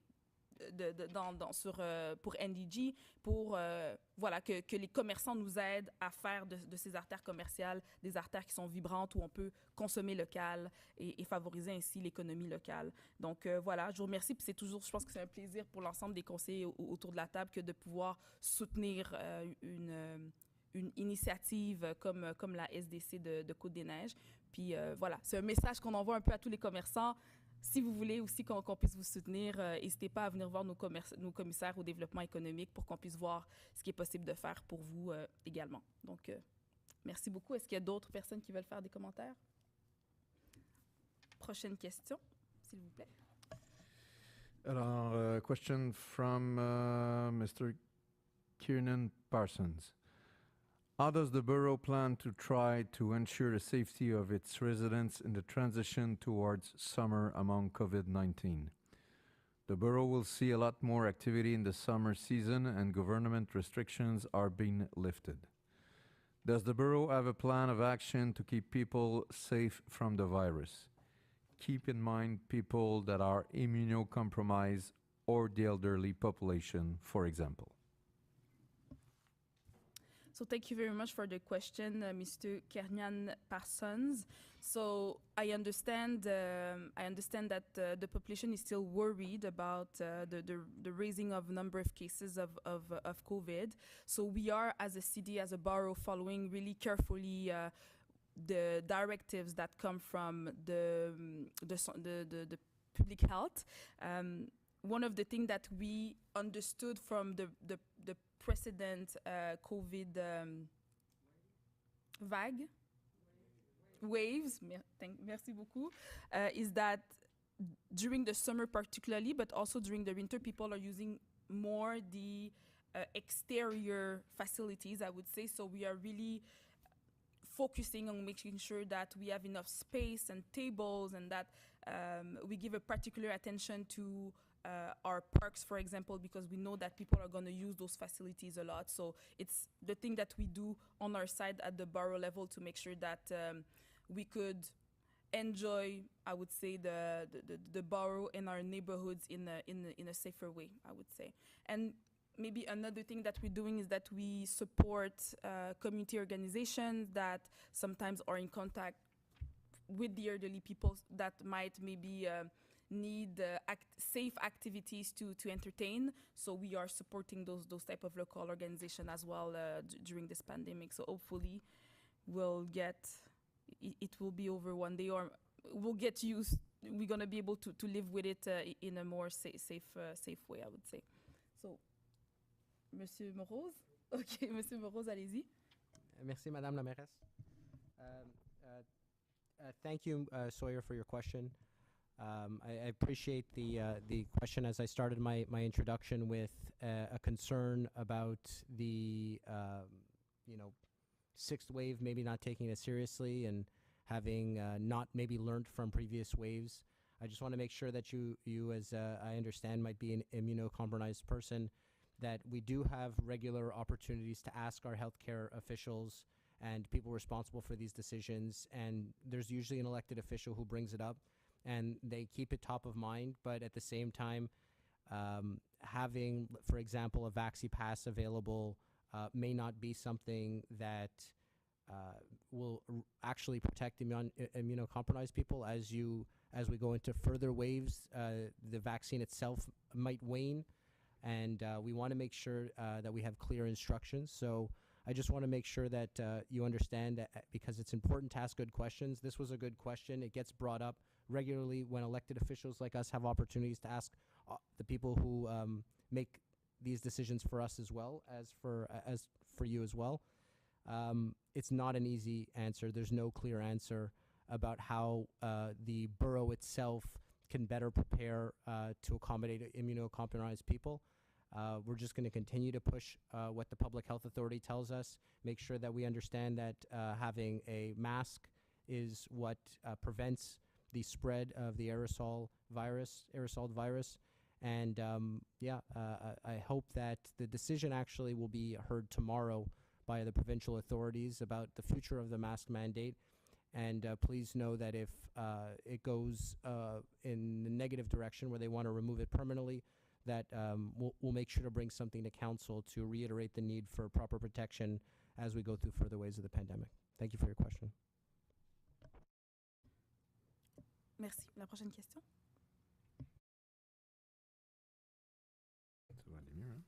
Question from Sonia Kanzak.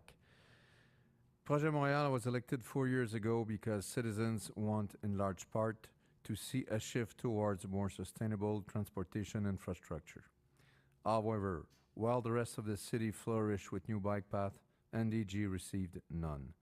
Projet Montréal announced plans for the Dal Park bike bridge, but it never appeared in any subsequent budget.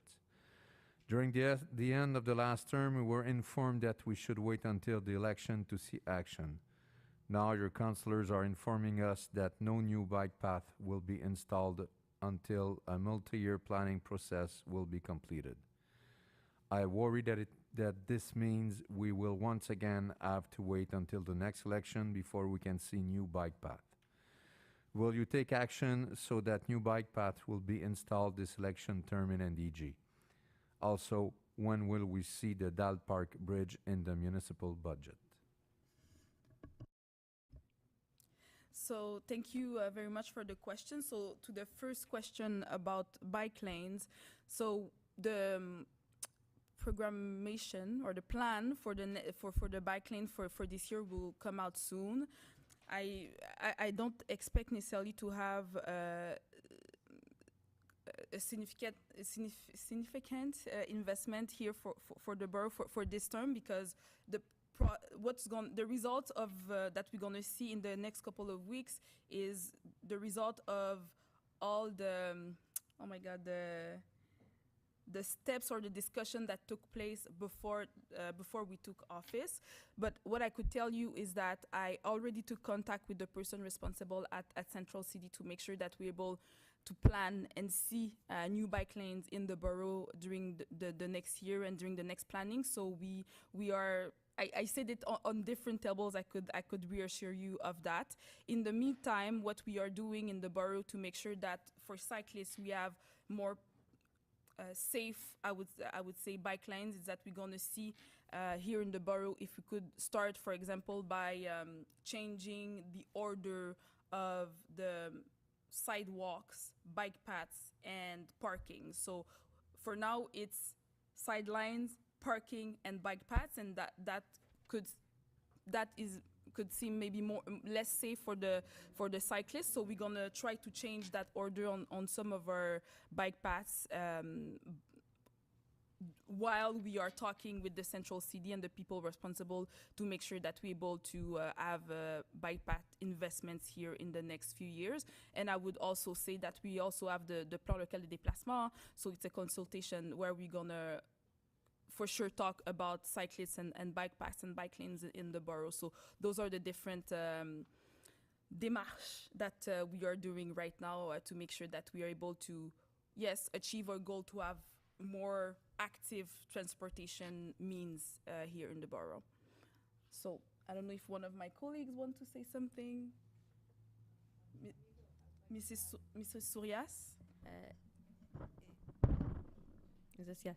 I wanted to add a few words to what Madame la Mairesse said. We want to ensure when we're building bike paths that they're done in a cohesive, safe way, taking into consideration also what the community needs. So we are working, the PLD will really help us really identify what the community needs, and also with the Plan Local de Déplacement, the Plan Local that we also got the certificate from Vélo Québec, which will also allow us to identify what are the areas of improvement that we need in the borough. This way, we're not building bike lanes to just build bike lanes. We have to think about everyone who's using the road, pedestrians, the cars, everything. So we want to make sure that it's done well and that it stays. It's not done and then removed.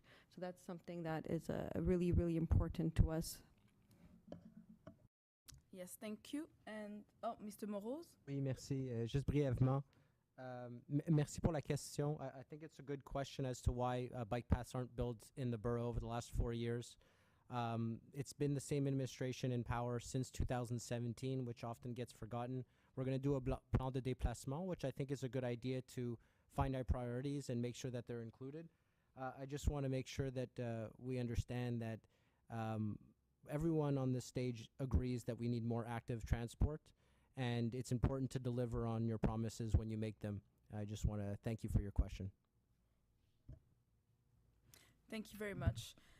There was a second question, second part of the question regarding the falaise and... La Dalle Park. Sorry, la Dalle Park, yeah, in the Eco Park de la Falaise. So there's already a $62.5 million that is invested in what we call the PDI at the Central CD for the Eco Park de la Falaise and the Dalle Park. I could tell you also that I am already discussing with my colleagues at Central CD and with Mr. McQueen as well to make sure that we're able to find solutions to move forward. So there's two parts of our discussion. So there's the falaise part to make sure that we're able to go down the falaise, and then there's also the Dalle Park, who's going to allow the population to cross the CN and the autoroute to go on the other side in the Sud-West. So, and I would say that I am talking also with Mrs. Kathleen Vale, who so we are all talking together to make sure that it stays in the agenda, but as part of as far as the city of Montreal, so there's an investment plan in the PDE for so the Falaise and the Dalle Park. Any of my colleagues want to add something? No? Okay. So next question, please. Question from Mr. Norman Sabin. The intersection of the Maisonneuve des Carrés was re-engineered fall 2021. The main change was changing the type and duration of pedestrian signals. The 3 10-second straight greens were replaced by 60-second 4-way reds, including new bike signals. The goal was to increase safety, and time will tell if this proves true. I fear that impatient drivers may run more reds and elderly drivers may mistake green bike signals for green lights. As a driver, I find 60 seconds a long time to wait, not to mention the excessive GHG emissions. Why not make this intersection a scramble intersection where pedestrians and cyclists can cross in any direction, including diagonally, and decrease the total crossing time to 40 seconds. You could paint diagonal crossing lines and add countdown clocks for the diagonal path. And cyclists and pedestrians could cross in parallel but separate lanes. Scramble intersections are not new and are used in Toronto. Worth a try. Thanks. Yes, Mr. McQueen. Thank you. Thank you for your question, Mr. Sabin. We understand that there are major traffic and security issues at this important intersection in NDG. We're very proud to have been able to increase the level of safety at this intersection.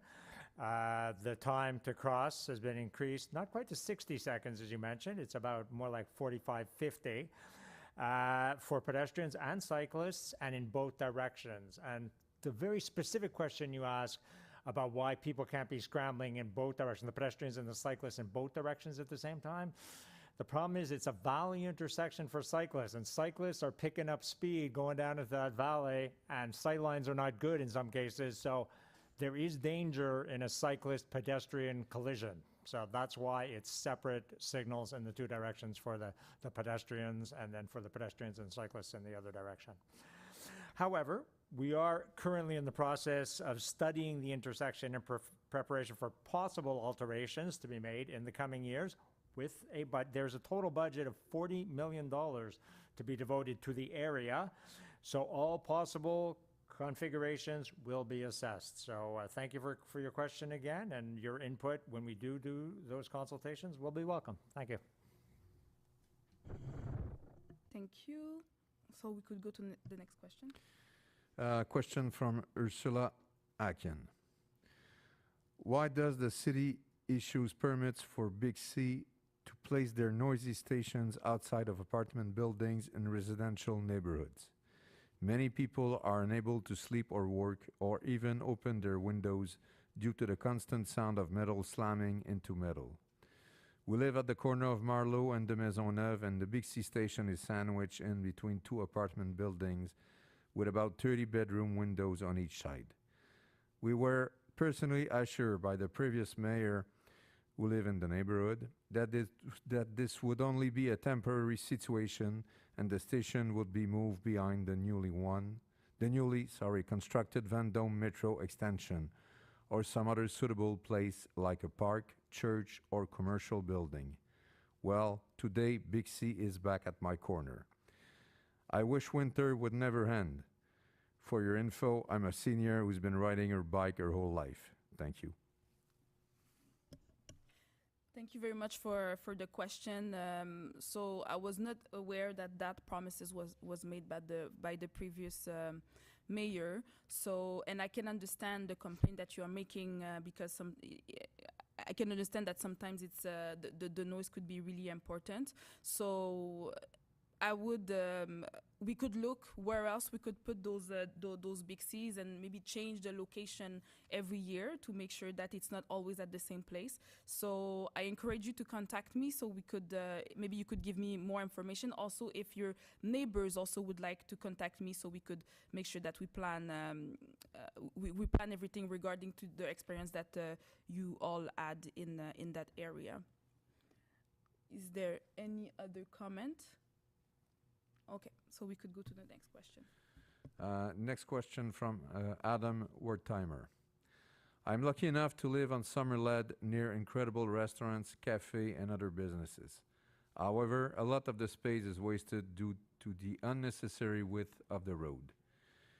It is even large enough that when the temporary extensions of the sidewalks were introduced during the previous administration, there was still more than enough space to park, drive, cycle, and walk on both sides of the road. Aside from this, the width of the road also encouraged speeding. It's not rare for me to be biking home and get passed by someone doing above 40 kilometers in this posted 30 zone. I know this because there is a convenient light-up radar that displays it. What action can or will be taken to take advantage of the street's potential? Mrs. Surias? Thank you, Mayor Katawa. And hello, Mr. Wertheimer. Thank you for your question again. You've asked, I believe you asked a question at the last Borough Council. And of course, I'm very aware of the potential that this commercial artery has for Loyola. Lucky you live on Summerled, so you do get to take advantage of all the good restaurants that are on that street. And we're actually meeting with the Economic Commissioner this week. I'm going to be talking to him about a report that was done regarding the potential to revise the way that the street is built. I know it's a big street. There's potential for multi-use passageways on it, also to embellish the street. There was also talks about that. So we'll be building a plan that was on our platform, and we will be doing that. So concretely, we're going to be talking to the Economic Commissioner, and we will also be going back to talk to residents and both in businesses as well in order to come up with something concrete that we'll be presenting. So thank you for your question, and do know that this is one of my major priorities during my mandate. Thank you very much. We can go to the next question. Question from Judy Kolonik. I asked about this issue July 28, 2021. Nothing has been done. It is getting worse. Property listed under Perletta Fassi. Why is the property at 4318, 4320 Walkley Avenue, NDG, permitted to have trash, shopping carts, sinks, and other junk on the walkway, driveway, and balconies? There must be a bylaw about keeping the premises neat and not looking like a junkyard.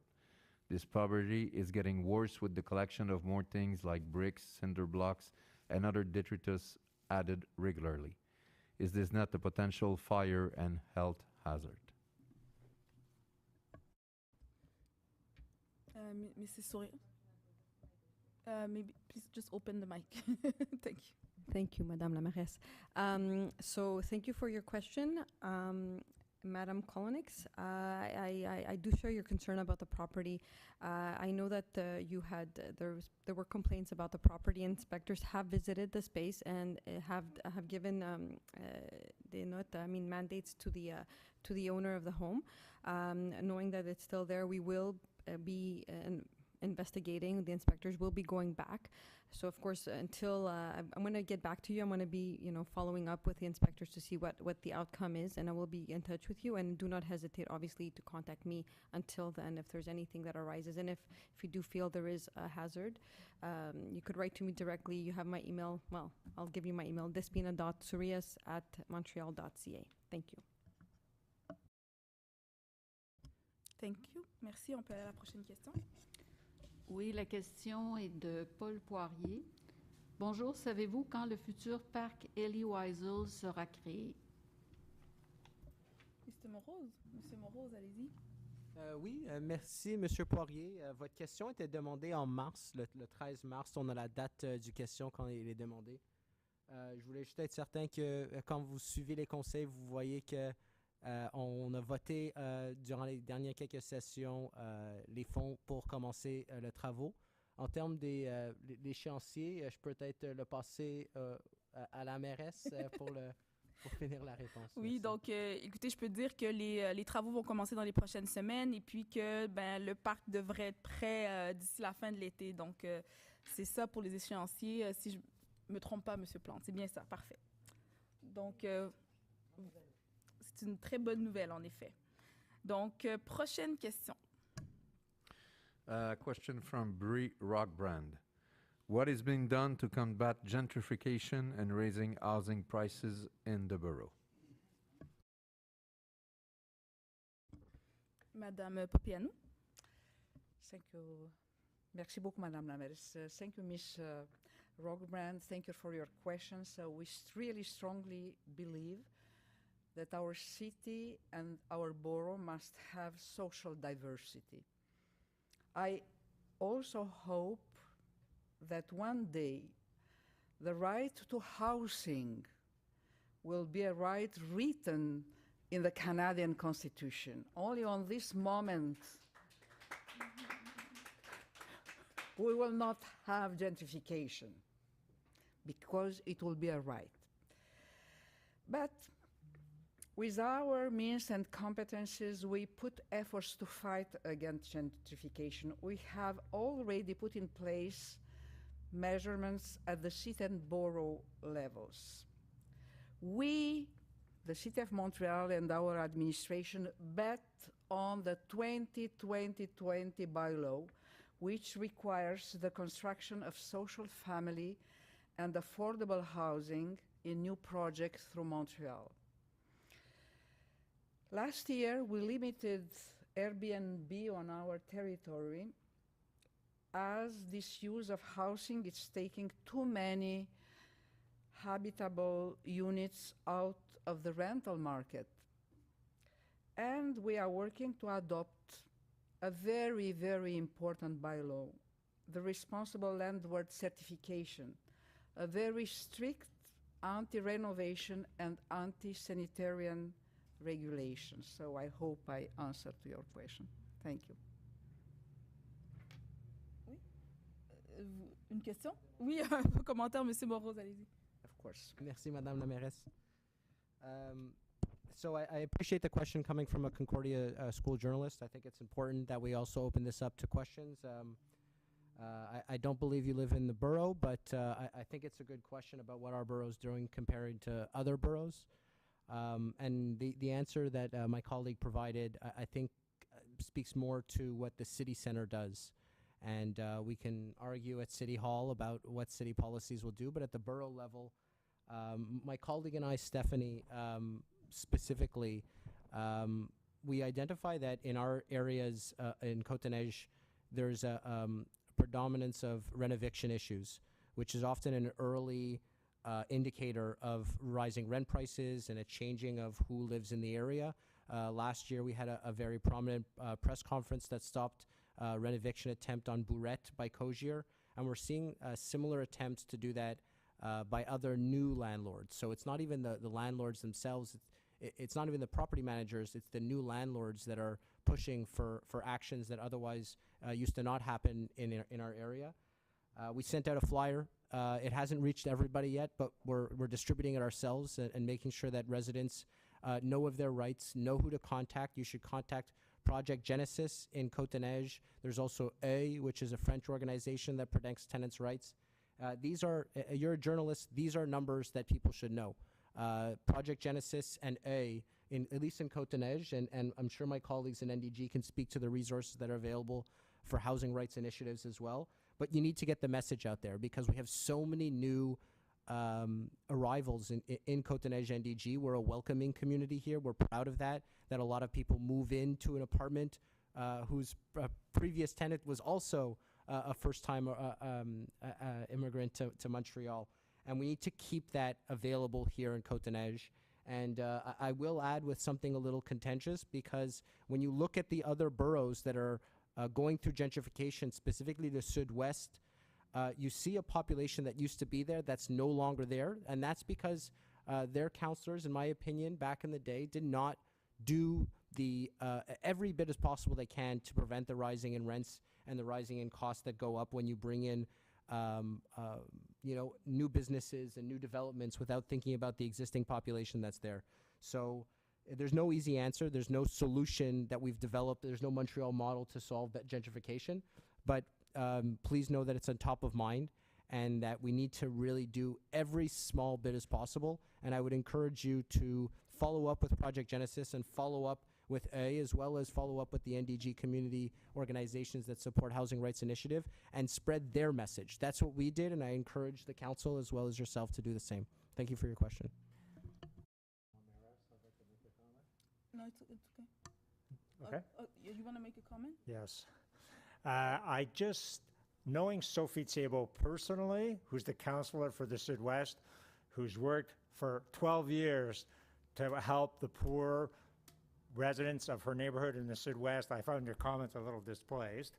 And I would prefer that perhaps councillors of Snowden and Darlington in the past, Mr. Lionel Perez and Marvin Rota, did not do enough to protect the housing stock in those neighborhoods. Mr. McQueen, maybe just answer the question of the citizens. Point d'ordre. Point d'ordre.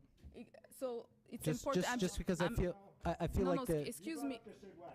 Yeah, but I was attacking Benoit Doré, who got elected by Coalition, which was a party that I was a part of in has 2013. made his major efforts as well to protect the I think population the of the results Sud-West. speak for themselves, Much more and than that I was ever the saw point of Lionel order. Perez make ever in Côte-des-Neiges. Mr. McQueen Good and point. Mr. Morose, Mr. McQueen and Mr. Morose, I would ask you please just to answer the question of the citizens in the comments that you want to make. Thank you very much. Point d'ordre, Madame la Mairesse. This is the point d'ordre. That's it. Please just answer the question of the citizen and don't address the comments of the city councillors. Okay? C'était le même point d'ordre que j'allais faire aussi. Merci, Madame la Mairesse. Allons à la prochaine question. Next question from Asher Fortier. There are 5 families with 10 vulnerable children under the age of 7 that live on the stretch of Kensington from Godfrey to NDG Avenue. As you are well aware, there is no sidewalk on this stretch of the road. This is a heavily used road with many cars, unfortunately not respecting the speed limit. There happens to be a daycare also located on this stretch of the road. With lots of foot traffic on a busy share road, pedestrians are in danger. My family is in danger. Can a pedestrian lane be made for the spring, summer, and fall seasons with bendable plastic guards similar to what is seen along the de Maisonneuve bike path? Something must be done before someone is hit by a car. Mrs. Sourias. Thank you for your question, Mr. Fortier. I know you've brought this concern up before. We are looking into a solution for that part of Kensington which does not have sidewalks, and it has been brought up as a concern not by you but as well as other residents of that street. I will be coming to see you with that. I have some ideas. You brought up an interesting one today. We will also be confirming what is possible to be done with the services. So there will be a solution to this. It's also one of my priorities, one of my priority streets to secure during my time as councillor. Thank you. Merci beaucoup. La prochaine question. Yes, from Herbert Schultz.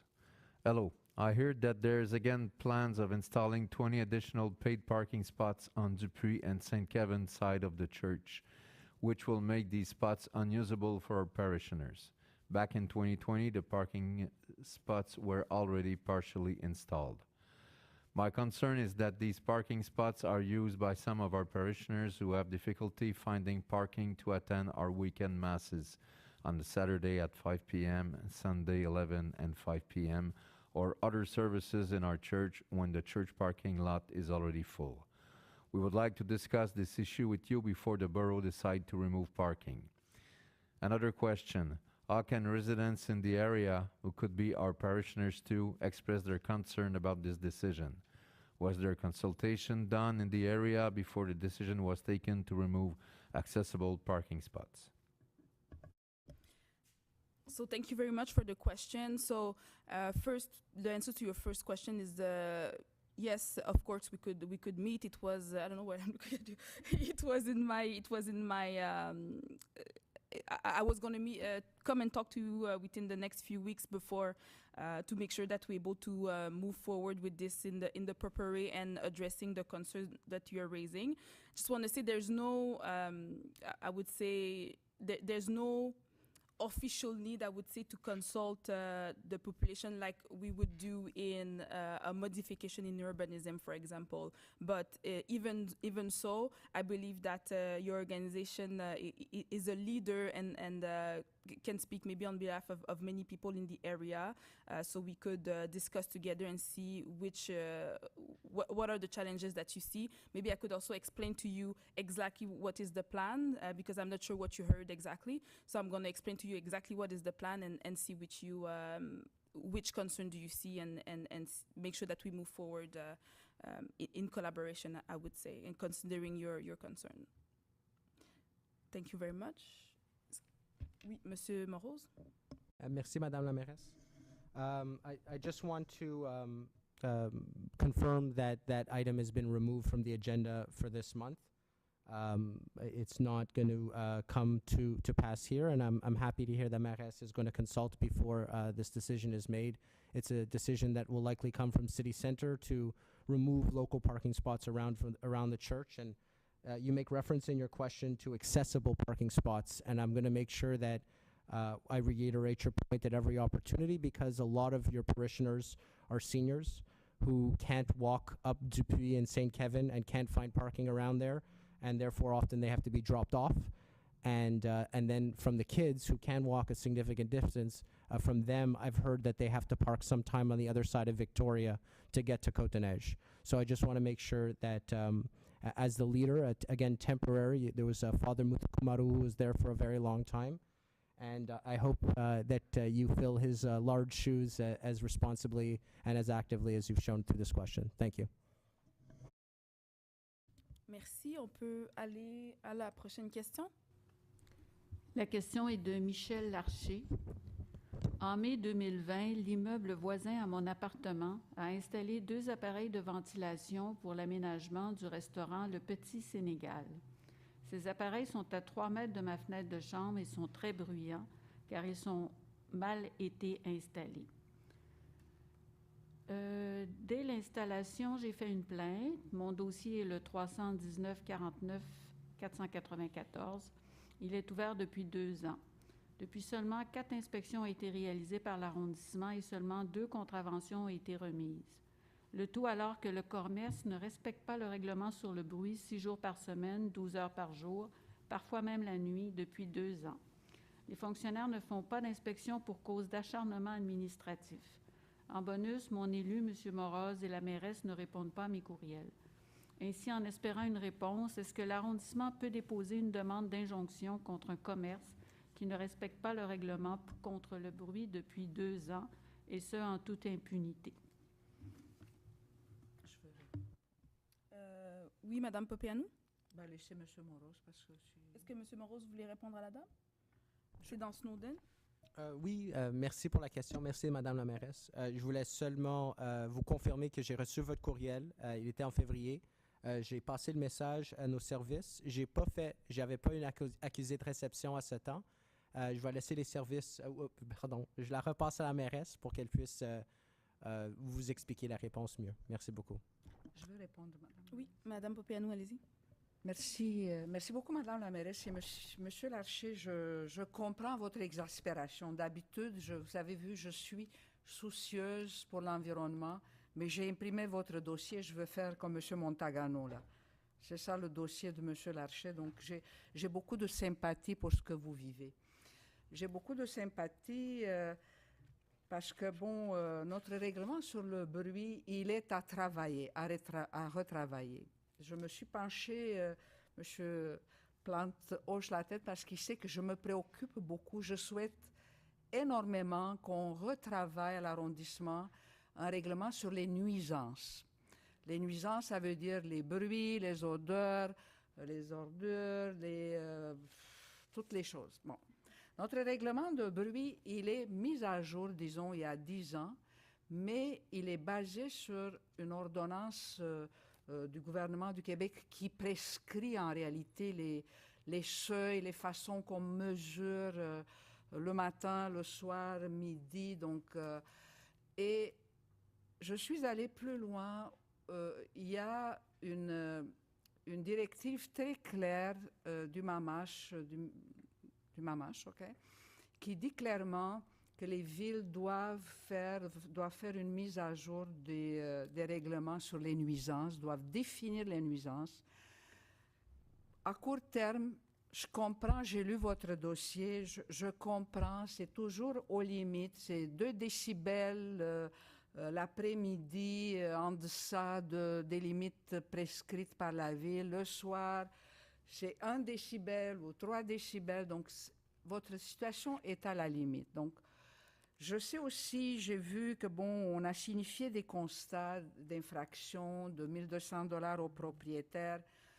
Vous demandez à propos d'une injonction, je vais laisser, bien sûr, M. Plante répondre très précisément à court terme.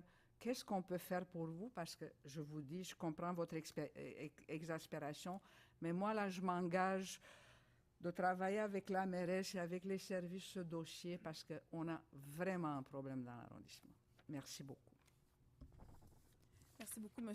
Plante. Est-ce que vous souhaitez ajouter des éléments? Peut-être informer qu'effectivement, on est rendu à 3 constats qui ont été donnés. Le minimum était de 1 000 $. Les 2 autres constats sont plus costauds. Également, on était sur les lieux le 25 mars dernier. On a pris rendez-vous avec le locataire le 28 mars. Dans le fond, ce que je veux montrer, c'est qu'il y a quand même un suivi qui est fait chez nous, constant. On comprend. Quant à l'injonction, malheureusement, c'est pas quelque chose que nous, on peut prendre. Alors, c'est pas, on pourrait pas gagner devant un juge avec ça. Ce que je veux quand même démontrer, c'est qu'on s'occupe du problème avec les outils actuels que nous avons. Et on va continuer à le faire. On va collaborer également avec le locataire pour essayer de trouver des solutions. Voilà. Parfait, merci. Merci. Prochaine question. La question est de Mélanie Rabette. Madame la mairesse, dans son programme, Projet Montréal parle beaucoup d'inclusion pour toutes les minorités qui vivent à Montréal. Pourtant, nous ne voyons pas de progrès réel au niveau de l'accessibilité des commerces dans Côte-des-Neiges, Notre-Dame-de-Grâce. Oui, le métro Villa-Maria va enfin être accessible, mais de nombreux commerces sur Moncton, Somerled, Queen Mary, Côte-des-Neiges nous refusent leur accès. Dans votre plateforme, il y a 2 points très précis à ce sujet.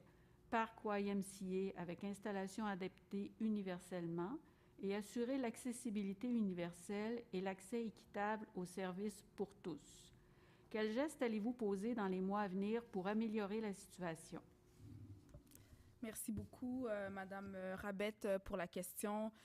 Écoutez, dans les prochaines, vous avez tout à fait raison, là, il faut qu'on travaille à rendre notre ville beaucoup plus accessible, incluant notre arrondissement. Donc, par rapport à l'accessibilité des commerces, nos pouvoirs en arrondissement spécifiquement sont peut-être un peu limités, mais ce qu'on va faire dans les prochaines semaines, c'est qu'on va rencontrer les commerces pour les aviser en fait qu'ils ont accès à un programme de financement pour rembourser jusqu'à 90% des frais nécessaires pour adapter finalement leur commerce pour s'assurer que ce soit plus accessible. Donc, nous, ce qu'on peut faire comme élu, comme conseiller, là, c'est de s'assurer de faire les tours des commerces puis de s'assurer qu'ils sont au courant, en fait, de cette possibilité. Et puis,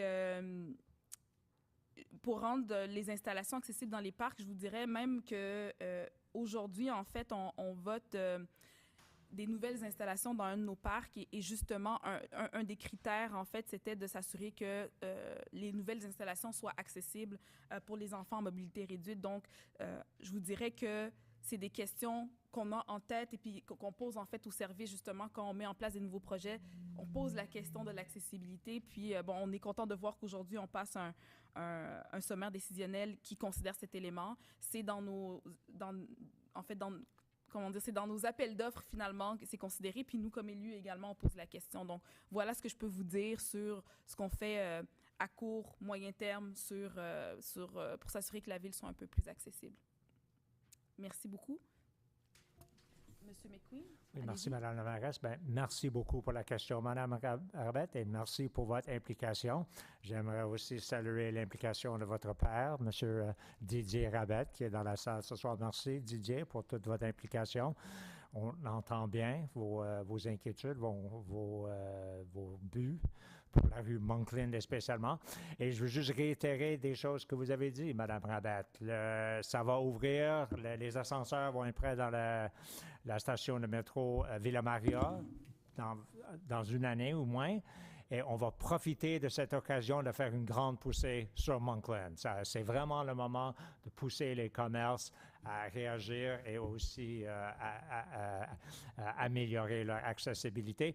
Et comme le nouveau parc YMCA va être dans mon district, je vous donne ma parole aussi que les jeux que nous mettons dans ce parc vont aussi être accessibles. Alors, merci pour la question.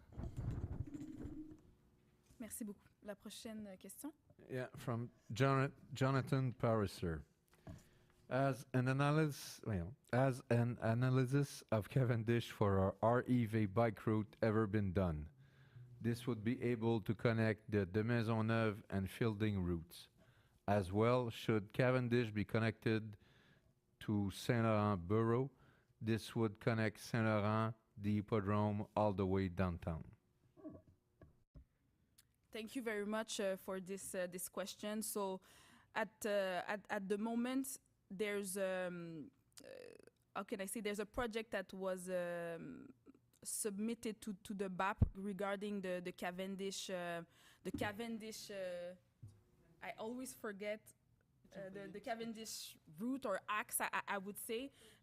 Extension. Thank you very much. Thank you very much. So for the Cavendish extension, so the vision for that extension is to make sure that there's public transportation, there's bike lanes, pedestrians could go on that extension, and of course cars. So the REV that you are mentioning is being studied in that extension study, I will say. I hope my answer was clear, but just to clarify, so to have a bike path on the Cavendish extension is the intention of the city and the vision of that extension. Thank you, Mr. Moroz. Merci, Madame la mairesse. Thank you for your question, Mr. Pariser. Similar to the REV on Saint-Denis on Bellechasse, we're hoping that all the démarches for consultations will be done prior to any investments in the area. We want to make sure that the local population is consulted properly before any conclusions are taken about how to use the infrastructure.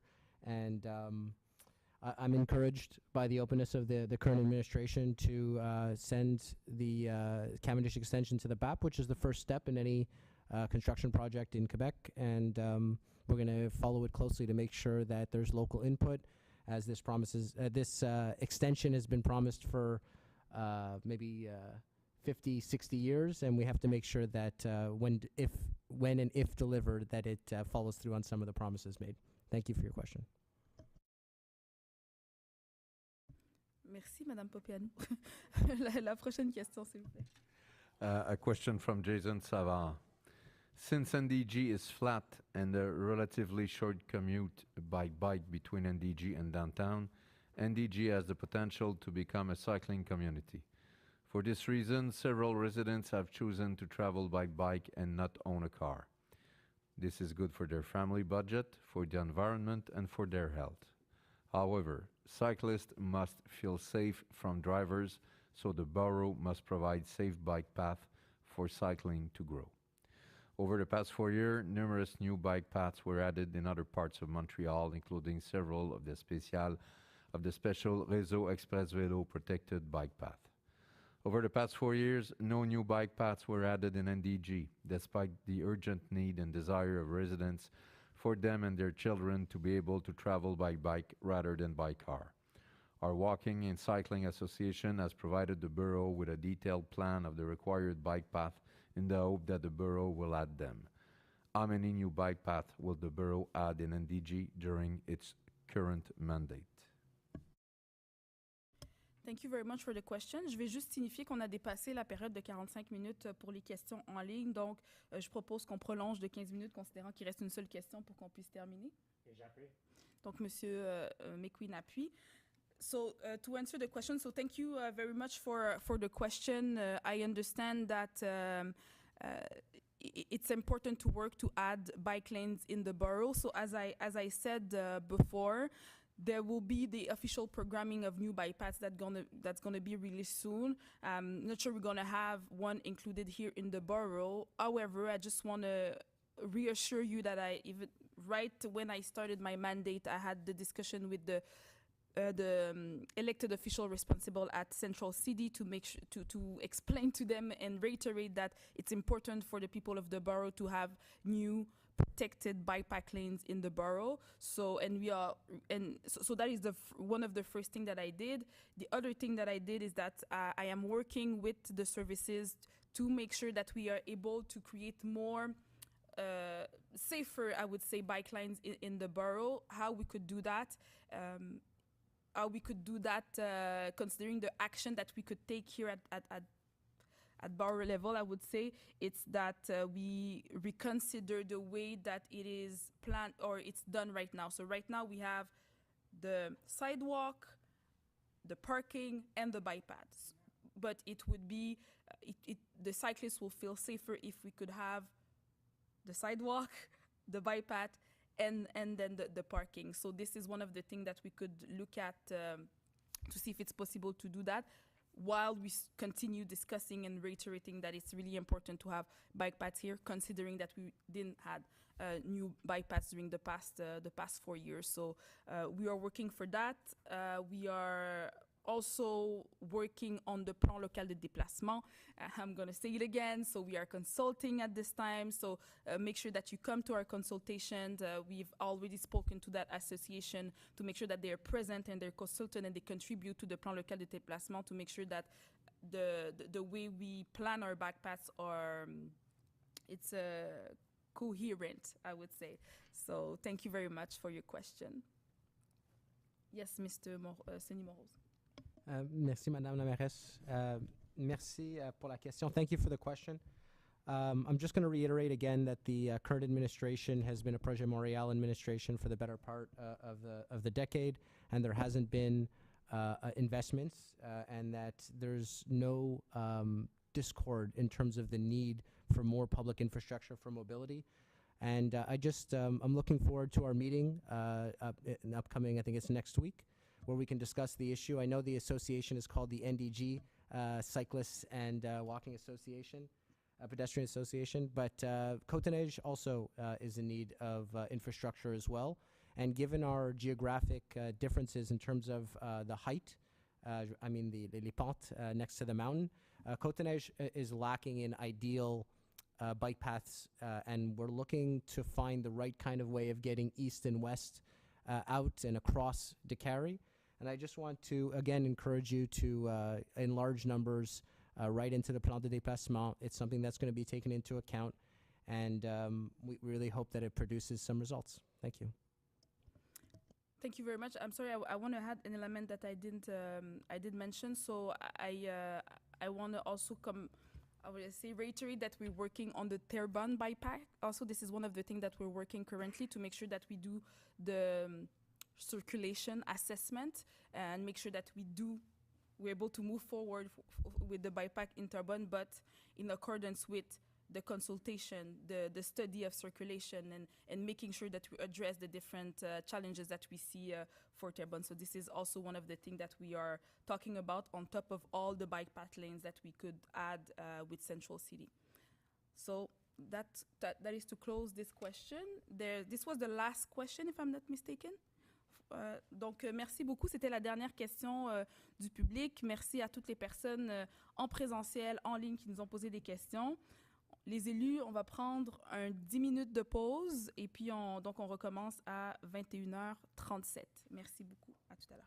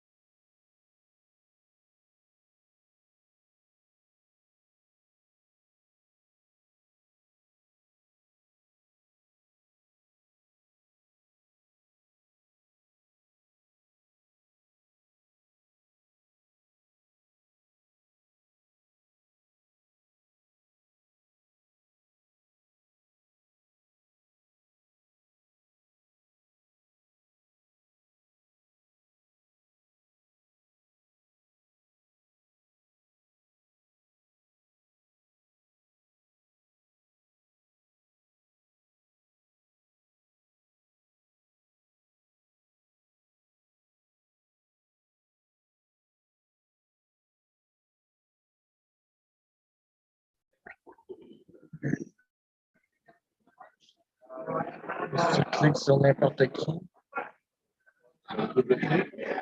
et là, c'est ils vont rester là, c'est sûr. De t'envoyer l'audio pareil de la salle.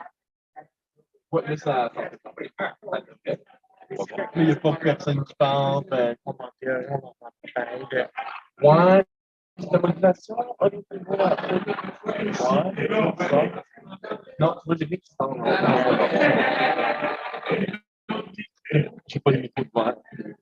Il était automatique ping. Automatique ping. La personne qui parle. Oui, tout à fait. Je vais regarder, généralement, c'est la.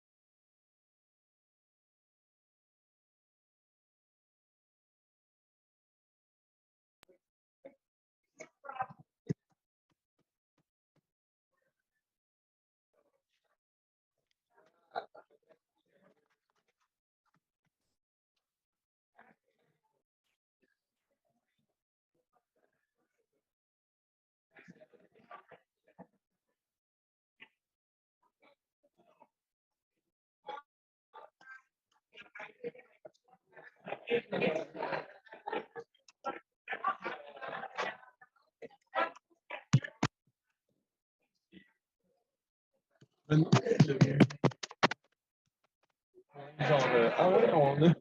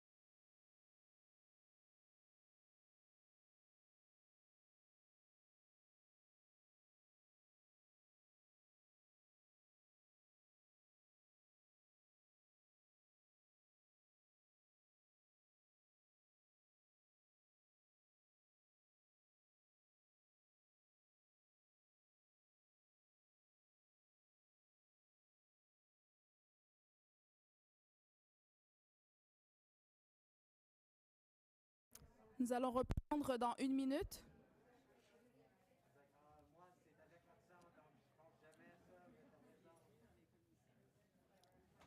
Quel comité? J'ai vu dernièrement, ça doit être le week-end, que vous aviez fait un appel pour un comité. Non, je crois que c'était pour un poste. C'était pour un poste dans mon cabinet. Ah, ok. Ouais. Donc, c'est un emploi, en fait. Puis le lien il est en ligne. Ouais, c'est ça. Le lien est sur LinkedIn. Ouais. Mais sinon, peut-être qu'on aura éventuellement des comités citoyens.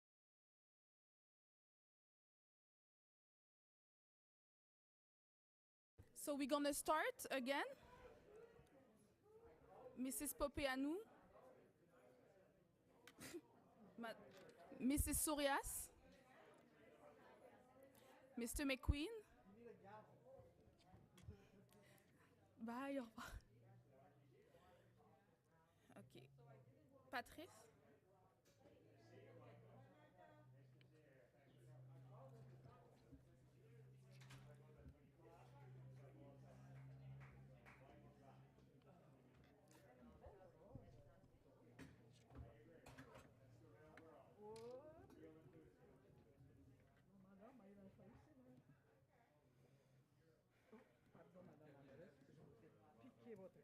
Non, ça va.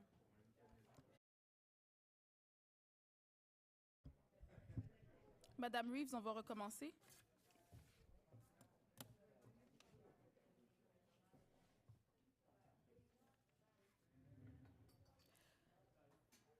Donc, vous pouvez me dire quand la diffusion reprend? Elle est reprise?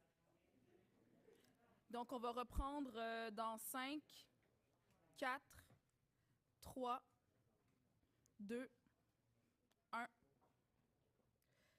Donc, rebonsoir à toutes et à tous. On revient de pause. Donc, nous sommes maintenant au point 10.06, la période des questions des membres du conseil. Est-ce que des membres ont des questions? Pas de questions de membres du conseil. Nous allons donc au point 10.07. Est-ce qu'il y a des correspondances? Pas de correspondance. Pardon.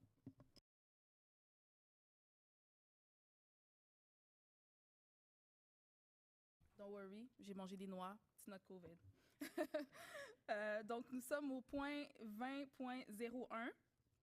Donc, accorder un contrat de travaux à l'entreprise Urbex Construction Inc. au montant de 220 311,65 sous pour le projet de construction d'un terrain de basketball au parc Gilbert-Layton et autoriser une dépense à cette fin de 253 358,39 sous. Donc, c'est proposé par Despina Surias et appuyé par Peter McQueen. Est-ce qu'il y a des commentaires des conseillères et conseillers? Oui, j'aimerais juste mentionner, Madame la mairesse, que c'est un premier pas dans une des promesses fortes durant l'élection de notre administration, quand la mairesse Plante est venue au parc Martin Luther King, Kent, pour annoncer qu'on allait quand même faire des investissements dans le basketball. Et voici le résultat, un court 6 mois plus tard. Merci. Merci beaucoup. Donc, la résolution est adoptée à l'unanimité.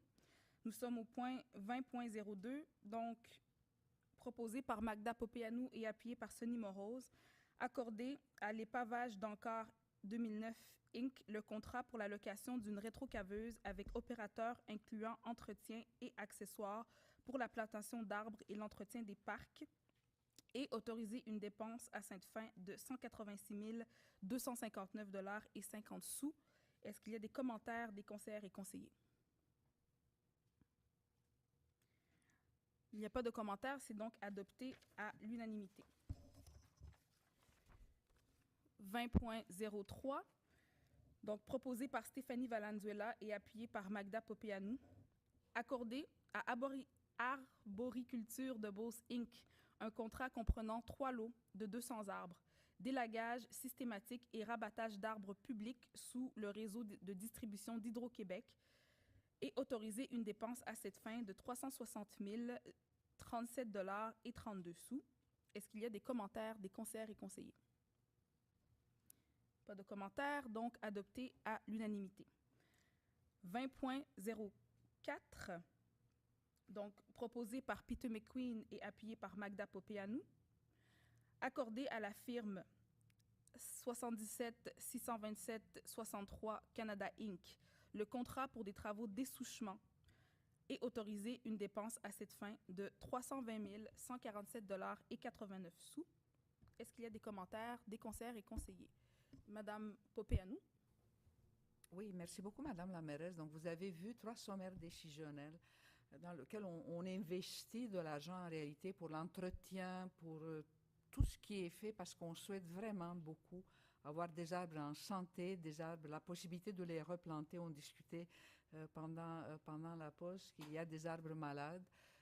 Les arbres malades, ça se traite, mais ceux qui ne se traitent pas, donc on va faire la coupe, on va faire les souchages, donc sortir les racines de la terre et faire la plantation des arbres afin de respecter notre engagement de 500 000 arbres plantés jusqu'en 2030.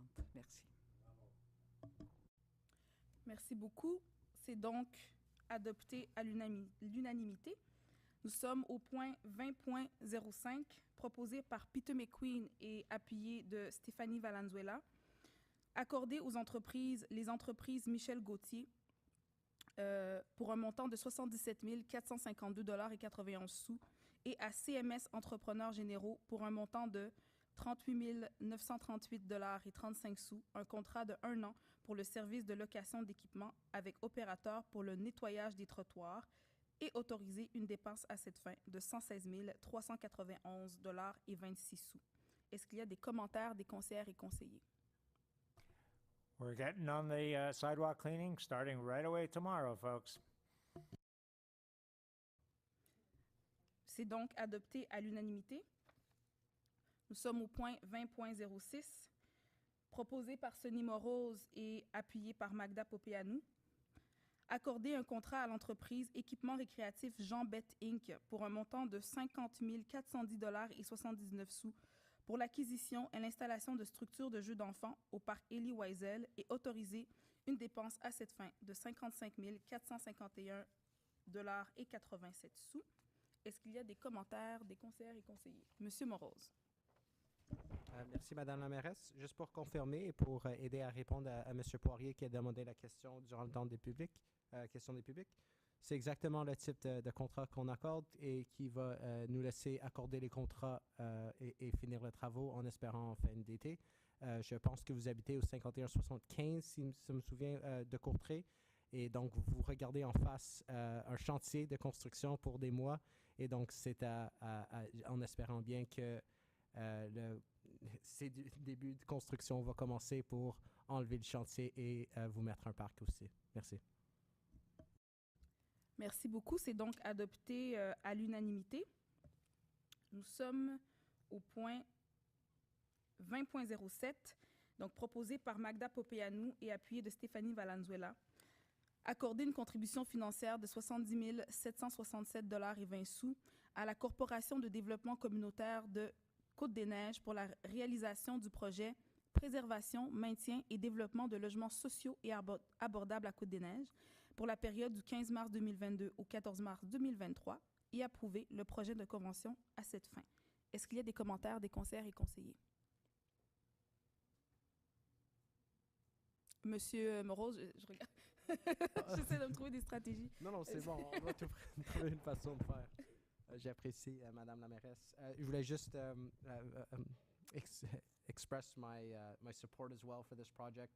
We need to be able to do more through our community partners to make sure that we can support those most in need. And I'm very concerned that this July 1st will have a devastating impact on long-term residents who have been living here for years. I want to make sure that those who have their eyes and ears on the ground know to contact the local services or get in contact with the council or the services through 311 to make sure that we can alert people to what's happening.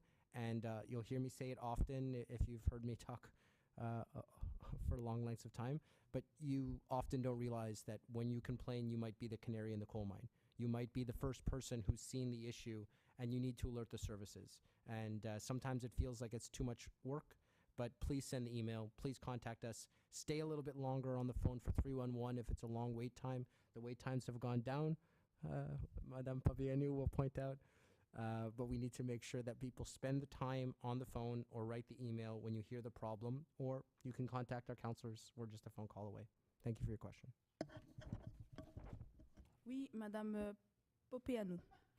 Merci beaucoup, Madame la mairesse. Donc, très contente en réalité de cette contribution financière. Nous, c'est dommage, le révérend Copéter, il a quitté, mais je vous ai entendu aussi souvent parler des conclusions de la table sur la pauvreté.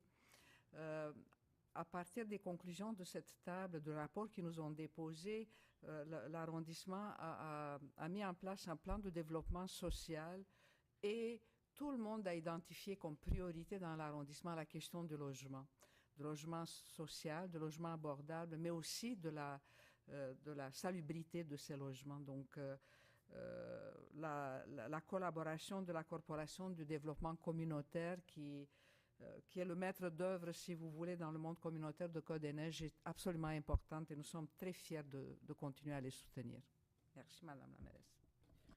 Merci beaucoup. C'est donc adopté à l'unanimité. Nous sommes au point 20.08, donc proposé par Sonny Morose et appuyé de Stéphanie Valenzuela. Autoriser le versement de contributions financières non récurrentes à divers organismes totalisant 5 036,22 $. Est-ce qu'il y a des commentaires des conseillers et conseillers? Monsieur Morose. Merci, Madame la mairesse. Ça fonctionne très bien avec un petit délai, mais ça fonctionne très bien. Je voulais juste confirmer, souvent les personnes et les organisations ne savent pas, mais vous pouvez nous demander tous des fonds discrétionnaires. Nous avons des fonds disponibles. Il y a un formulaire très court à compléter. C'est pour vos événements et vos activités. Peut-être c'est juste quelques centaines de dollars. Mais aussi, si vous êtes des élèves ou des étudiants dans notre circonscription, tu peux nous demander aussi des fonds discrétionnaires parce que souvent, ils ne savent pas que juste avec une petite lettre courte en expliquant pourquoi vous allez à une conférence à Toronto pour vos études et vous avez besoin d'un supplément, les fonds discrétionnaires sont là pour vous aider et pour les événements. Et je suis très fier que le conseil contribue aux organisations énumérées dans le document. Et j'aimerais juste ajouter aussi, n'hésitez pas à nous rejoindre, même si votre événement est passé le mois précédent. Si vous regardez, si vous êtes une des 17 personnes qui nous regardent sur YouTube, et vous avez un événement en mars déjà passé, contactez-nous, on peut toujours le faire retroactively. Merci. Merci beaucoup. Je vais peut-être spécifier que c'est important lorsqu'on nous sollicite là, d'être, de faire la demande au nom d'une organisation, juste pour le spécifier.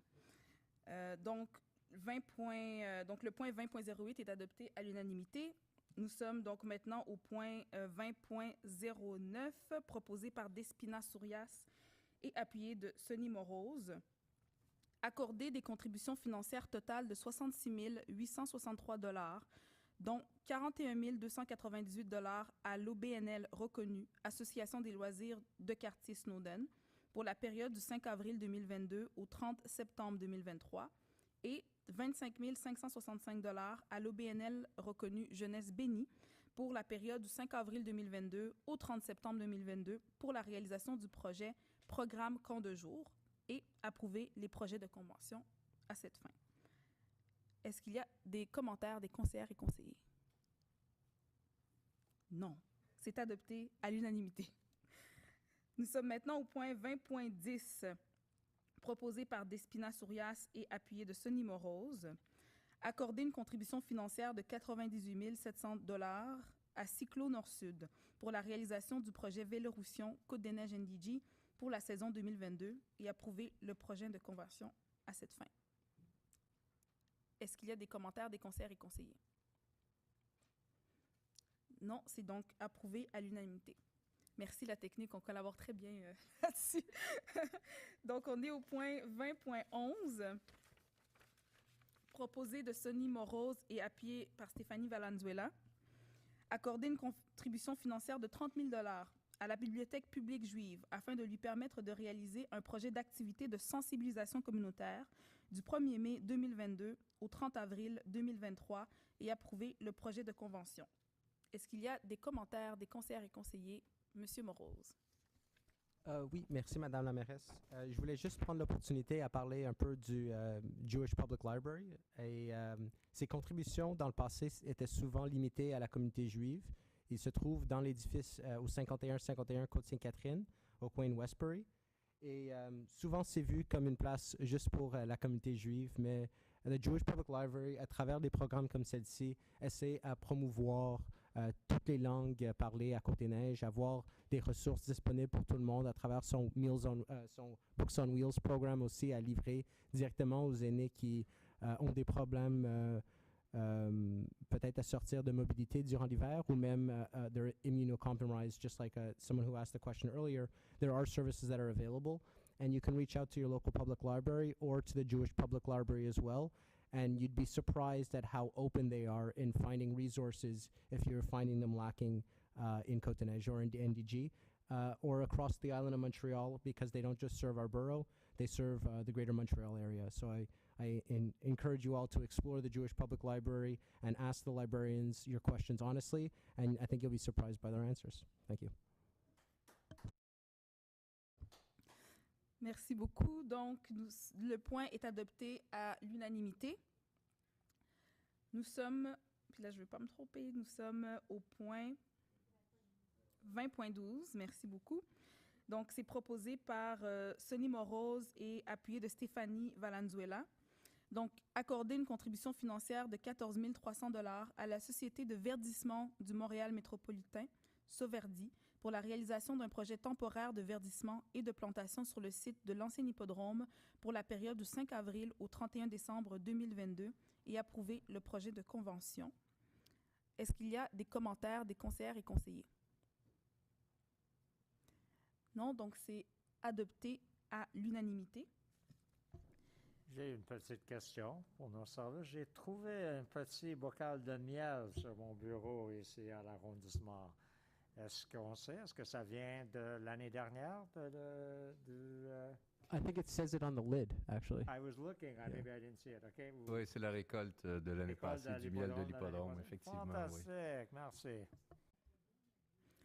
Oui, donc en effet, ils produisent du miel, qui est bien bon d'ailleurs. Donc le point est adopté à l'unanimité. Non, juste, je m'excuse, mais juste pour faire commentaire sur le miel, parce que ça fait pas sur le point du jour du tout, mais there's if you do care about bee culture, apparently this year it's an extremely bad season for bee deaths. So if you do think about the issue, if you think about the quotes of when the bees die, so goes the rest of our climate, please know that we're going to go through an exceptionally hard year, and maybe reach out to Miel Montréal and find out how you can volunteer.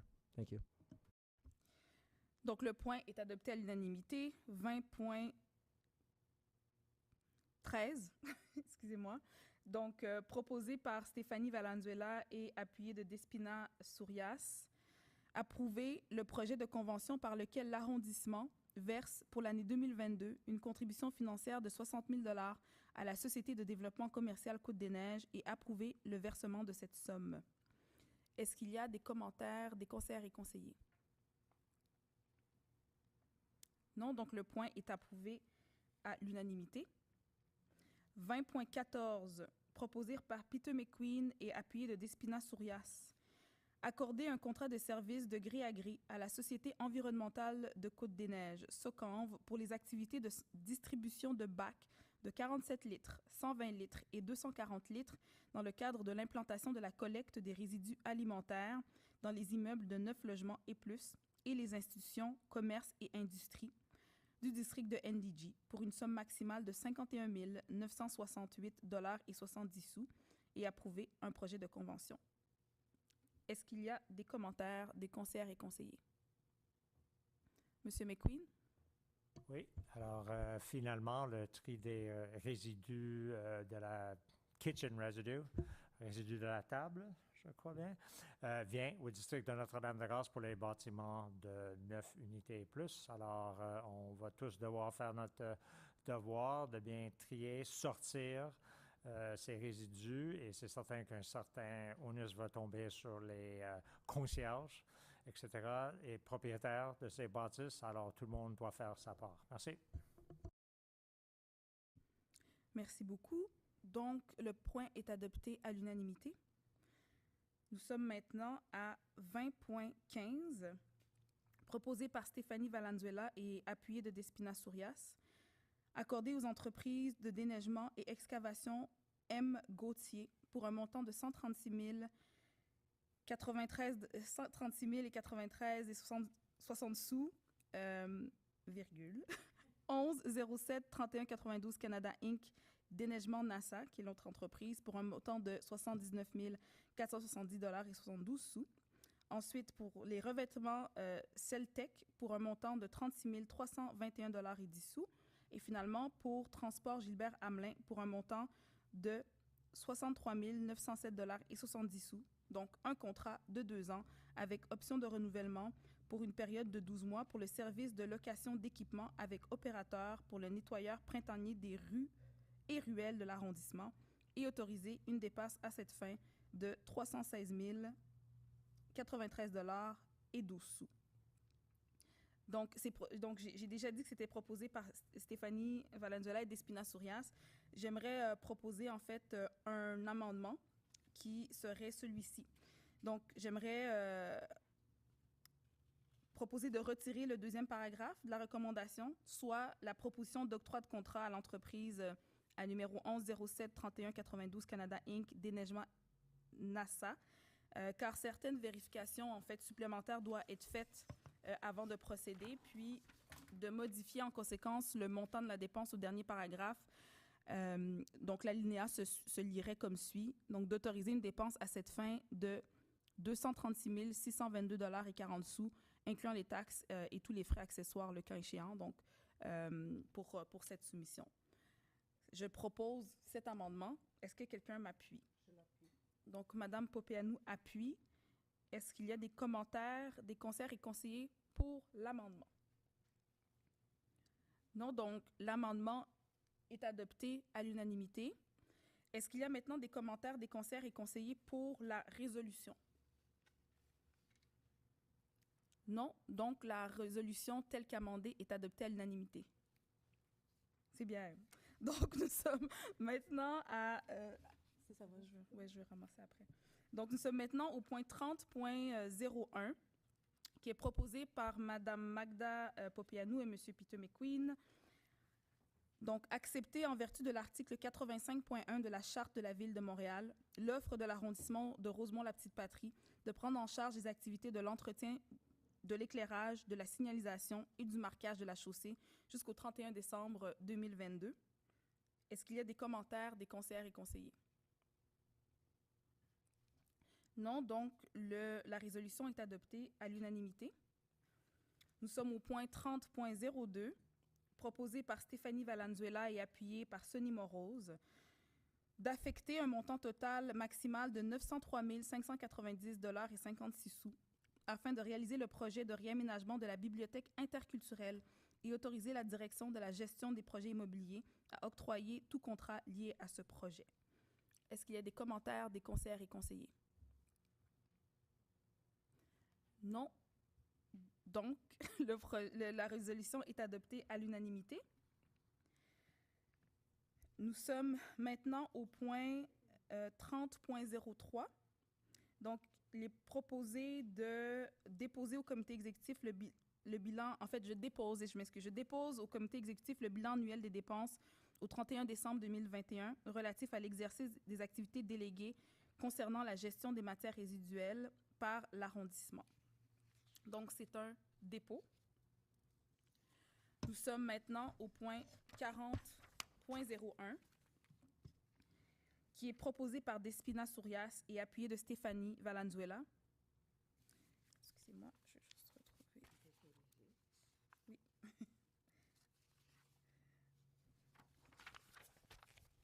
Donc, il est proposé d'autoriser l'occupation du domaine public en respectant les directives de la Direction régionale de la santé publique, ainsi que selon le site et l'horaire prévu pour chaque événement identifié au tableau intitulé « Liste des événements publics pour le conseil d'arrondissement du 4 avril, joint au sommaire décisionnel » et édicter les ordonnances autorisant, le cas échéant, le bruit d'appareils sonores diffusant à l'extérieur, la vente d'articles promotionnels, d'aliments et de boissons alcoolisées ou non, la consommation de boissons alcoolisées et la fermeture des rues, le tout conditionnellement aux règles édictées par les arrêtés ministériels pour la tenue d'événements en présentiel.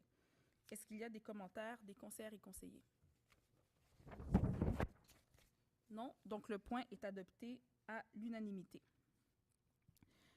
Le point 40.02 proposé par Despina Sourias et appuyé de Sonny Morose, donc il est proposé d'édicter les ordonnances décrétant une promotion commerciale sur l'ensemble du territoire de l'arrondissement jusqu'au 31 octobre 2022, permettant la vente et les cafés-terrasses dans les cours avant, devant les commerces, ainsi que les enseignes temporaires à certaines conditions. Est-ce qu'il y a des commentaires des conseillères et conseillers? Monsieur Sonny Morose. Merci, Madame la mairesse.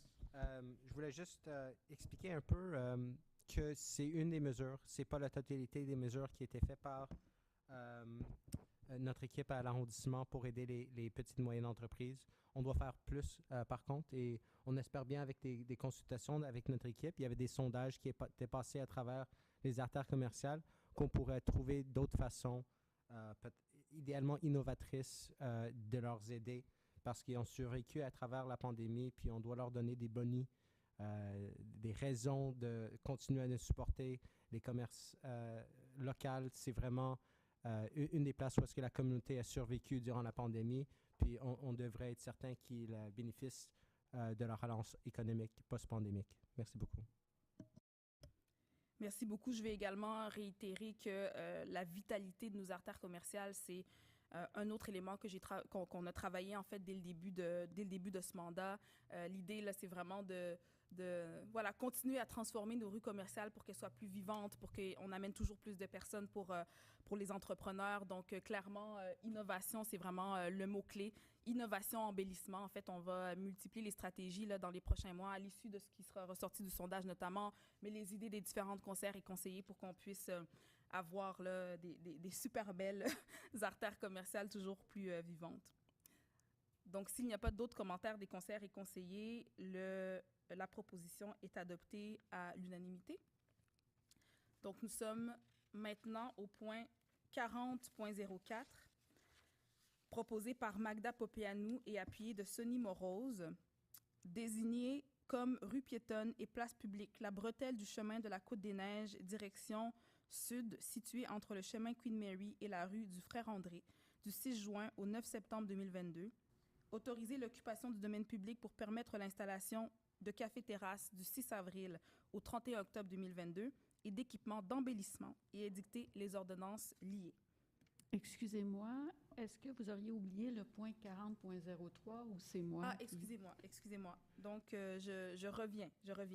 Donc, nous sommes, au point 40.03, qui est proposé par Despina Sourias et appuyé de Peter McQueen. Donc, d'édicter les ordonnances pour permettre les braderies, les enseignes temporaires et l'animation sur le domaine public lors des promotions commerciales demandées par l'Association des gens d'affaires de NDG et par la Société de développement commercial Côte-des-Neiges jusqu'au 31 octobre 2022. Est-ce qu'il y a des commentaires des conseillères et conseillers? Le point est donc adopté à l'unanimité. Le point 40.04, j'en ai fait la lecture un peu plus tôt, donc c'est un point qui est proposé par Magda Popeanu et appuyé par Sonny Morose. Est-ce qu'il y a des commentaires des conseillères et conseillers? Oui, Madame Popeanu. Merci, Madame la mairesse. Donc, je tenais vraiment à souligner, c'est pour une 6e année que la placette de Côte-des-Neiges est étendue vers la bretelle de Côte-des-Neiges qui permet l'installation des terrasses. Et puis, on n'a pas attendu la pandémie pour créer des espaces où les résidents de Côte-des-Neiges peuvent se rencontrer. Donc, on est très, très fiers. Et puis, comme je le disais aussi dans mon mot d'ouverture, on va améliorer l'espace qui était verdoyant, mais il est victime de sa popularité. Donc, à la fin de l'été, l'espace n'est plus verdoyant parce que, bon, les gens piétinent l'herbe, mais on va améliorer. J'ai la confirmation du directeur de l'arrondissement qui hoche la tête, donc je suis très contente de cet espace. Merci. Parfait. Donc, le point est adopté à l'unanimité.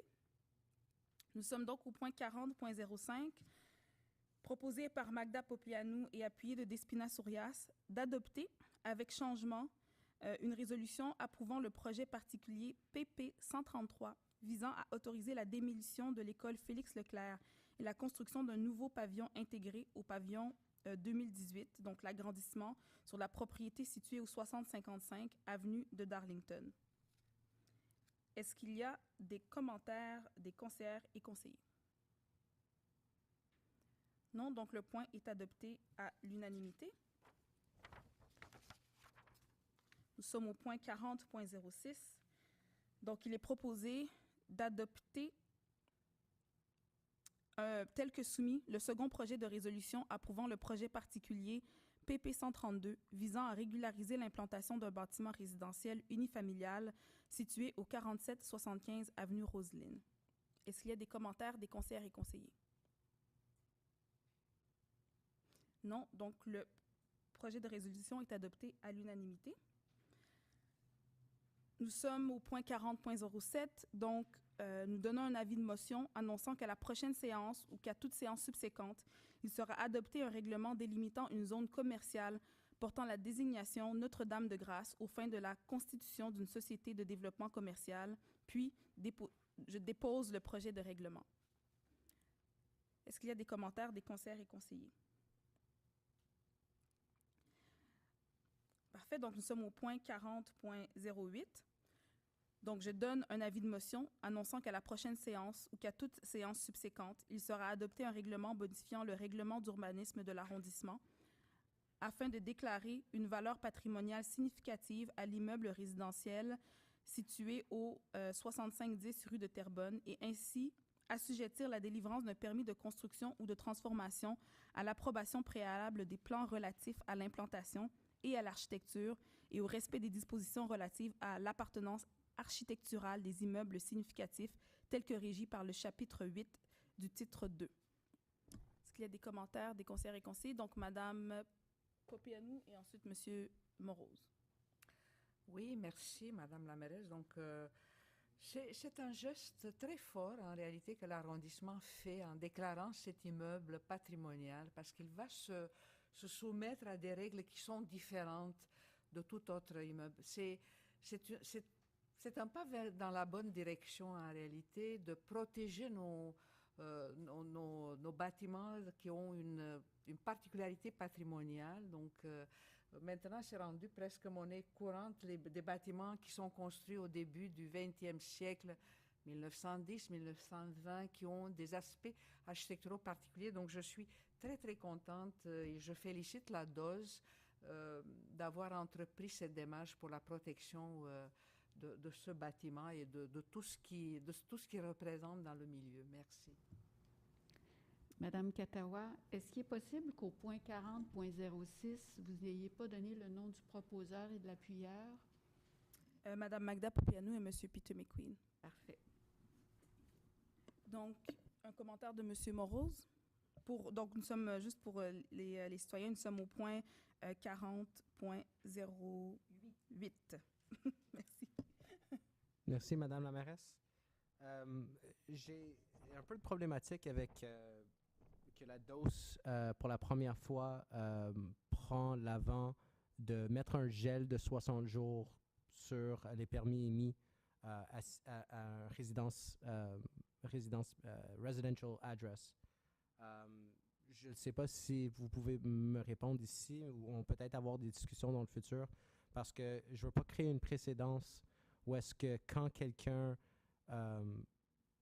achète ou prend possession d'une maison qui est d'une centaine d'années, je pense que celle-ci est de 1923, il y a beaucoup de résidences dans notre quartier, dans notre arrondissement qui sont vieilles.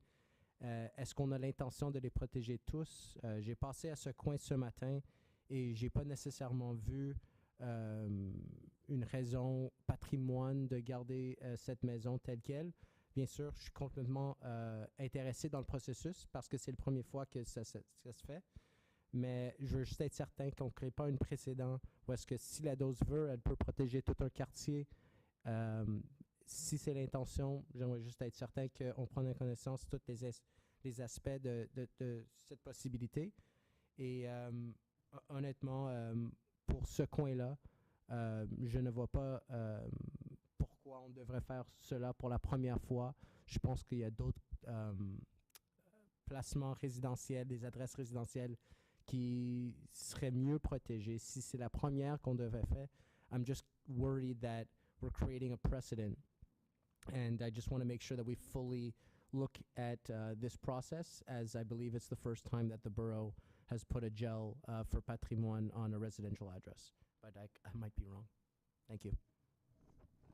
Donc, en fait, le commentaire de Mme Popianou, qui est la présidente du CCU, expliquait en fait les motivations, mais je ne sais pas si à ce stade-ci, M. Plante, vous souhaitez ajouter de l'information, ou avec Mme Bédard. Ben, écoutez, on peut préciser probablement qu'on est à l'avis de motion. Et clairement, dans le dossier, on dit que la direction de l'aménagement urbain recommande de donner cet avis de motion afin d'éviter que des travaux ne soient autorisés avant que la valeur patrimoniale puisse être documentée et que le conseil d'arrondissement puisse statuer. Alors, dans le fond, ce qu'on fait ce soir, c'est qu'on dit, on gèle tout. Le temps qu'on regarde, on a 60 jours pour regarder avec vous la pertinence de ce qu'on vous recommande. Et par la suite, ben, il y aura des discussions. Alors, il serait possible qu'après 60 jours, vous jugiez que ce n'est pas pertinent, mais on aime mieux prendre cette précaution-là actuellement pour protéger justement le bâtiment. Et je comprends qu'au niveau de l'âge du bâtiment, ça peut, effectivement, qu'il y a beaucoup d'autres bâtiments qui datent peut-être même d'avant cette construction-là, mais il y a une foule d'autres particularités, dont entre autres son emplacement, le côté historique, l'orientation du bâtiment par rapport aux autres. Il y a vraiment des éléments, on ne fera pas le débat ce soir, mais je vous rassure sur le fait que lorsqu'on prend ce genre de décision-là, c'est la première fois, donc c'est exceptionnel. Et deuxièmement, on ne vient pas tout arrêter ce soir. Au contraire, on va débattre avec vous là, au cours des prochains jours. Ben, en fait, ce que on va, comme monsieur le directeur d'enseignement vient de le signifier, on va en rediscuter. C'est un élément qui va revenir également en conseil si on souhaite aller de l'avant. Donc, on aura d'autres opportunités d'aller plus en profondeur sur ce qui est proposé pour vraiment s'assurer de bien comprendre tous les parallèles et que le conseil puisse donner la bonne direction au service. Je voulais juste merci, M. Plante, pour l'explication et pour l'ouverture à la discussion. Merci. Parfait, merci. Donc, c'était le point 40.08. Nous sommes maintenant donc au point 40.09. Donc, je donne un avis de motion annonçant qu'à la prochaine séance ou qu'à toute séance subséquente, il sera adopté un règlement modifiant le règlement d'urbanisme de l'arrondissement afin d'interdire dans les zones citées les agrandissements de bâtiments impliquant une augmentation de leur taux d'implantation. Donc, est-ce qu'il y a des commentaires des conseillères et conseillers? Madame Popianou. Merci beaucoup, Madame la mairesse. Donc, un autre geste pour protéger notre tissu urbain. Le quartier de Côte-des-Neiges et de NDG a été développé dans une époque où les personnes ne voulaient pas des monster house, ou en tout cas occuper tout l'espace, toute la verdure. Donc, c'est un quartier qui est vert. Ça, c'est dans une lignée, en réalité, de décisions qu'on a prises au conseil d'arrondissement afin de protéger un secteur de Côte-des-Neiges où on a constaté que des propriétaires agrandissent jusqu'à 50% de la superficie. Les bâtiments sont construits à 30-33% de l'occupation au sol et souvent, ces bâtiments, ils ont de l'espace en avant. Donc, selon nos règles actuelles, donc les agrandissements se font jusqu'à 50% du terrain occupé, ben, le 50%, il est pratiquement collé sur le voisin en arrière. Donc, on a on a dû faire face à beaucoup de plaintes, de bonnes fois. D'ailleurs, j'ai une résidente qui habite la zone, qui est présente, et il était intéressé de suivre ce dossier parce qu'on a constaté qu'il y a des agrandissements qui sont déraisonnables. C'est vrai que ça respecte nos règlements actuels de 50% occupation au sol, mais sont trop collés sur le voisin en arrière. Donc, c'est pour ça qu'on a mis un moratoire jusqu'à on va travailler, la dose travaille d'ailleurs des modifications réglementaires pour protéger notre façon de vivre le quartier avec des arbres, des espaces en arrière. Merci. Merci beaucoup. Donc, c'est déposé. Nous sommes maintenant au point 51.01. Donc, proposé par Despina Sourias et appuyé de Peter McQueen de nommer la mairesse suppléante du conseil d'arrondissement de Côte-des-Neiges-NDG et déterminer la durée du mandat. Donc, Madame Magda Popeanu est désignée comme mairesse suppléante pour une durée d'1 an. Donc c'est proposé par Madame Sourias, appuyé de Monsieur McQueen. Est-ce qu'il y a des commentaires et commentaires des conseillers? Monsieur Morose, excusez-moi, là, je déparle. Allez-y, Monsieur Morose. Merci, Madame la mairesse. You can always call me Sonny too, by the way. I'm mixed up now. At this time, I would say. On a presque fini. Je voulais juste mettre un peu d'attention sur un changement que normalement, c'est à chaque 6 mois qu'on désigne un maire suppléant et normalement, il y a une rotation. Et je pointe seulement parce que c'est une particularité à Côte-des-Neiges-NDG qui a joué un rôle dans la saga de la mairesse sortante, où est-ce que quand elle était mise dans ce processus, le règlement de toujours changer à chaque 6 mois l'a donné l'opportunité à faire une meilleure gestion des possibilités. Bien sûr, devant les tribunaux, ça dépend aussi quand tout est fini. There was an appellate court. I just want to point out that we're changing a rule here. We're making it so that there's a replacement mayor designated every year instead of every 6 months, and that how that change played a role in the dénouement of the outgoing mayor.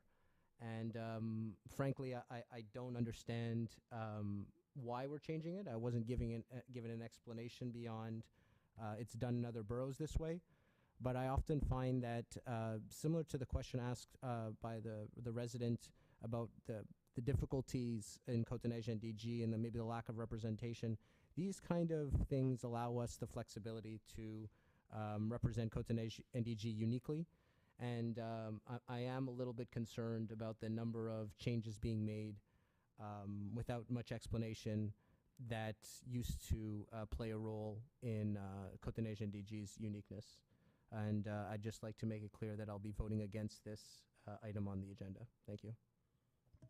Merci. Ben, en fait, je veux juste préciser là, aux citoyennes et citoyens, en fait, donner la bonne information, c'est-à-dire que la détermination de la personne qui est mairesse ou maire suppléant, ainsi que la désignation de la durée, selon nos règlements internes, c'est une décision de la mairesse ou du maire d'arrondissement.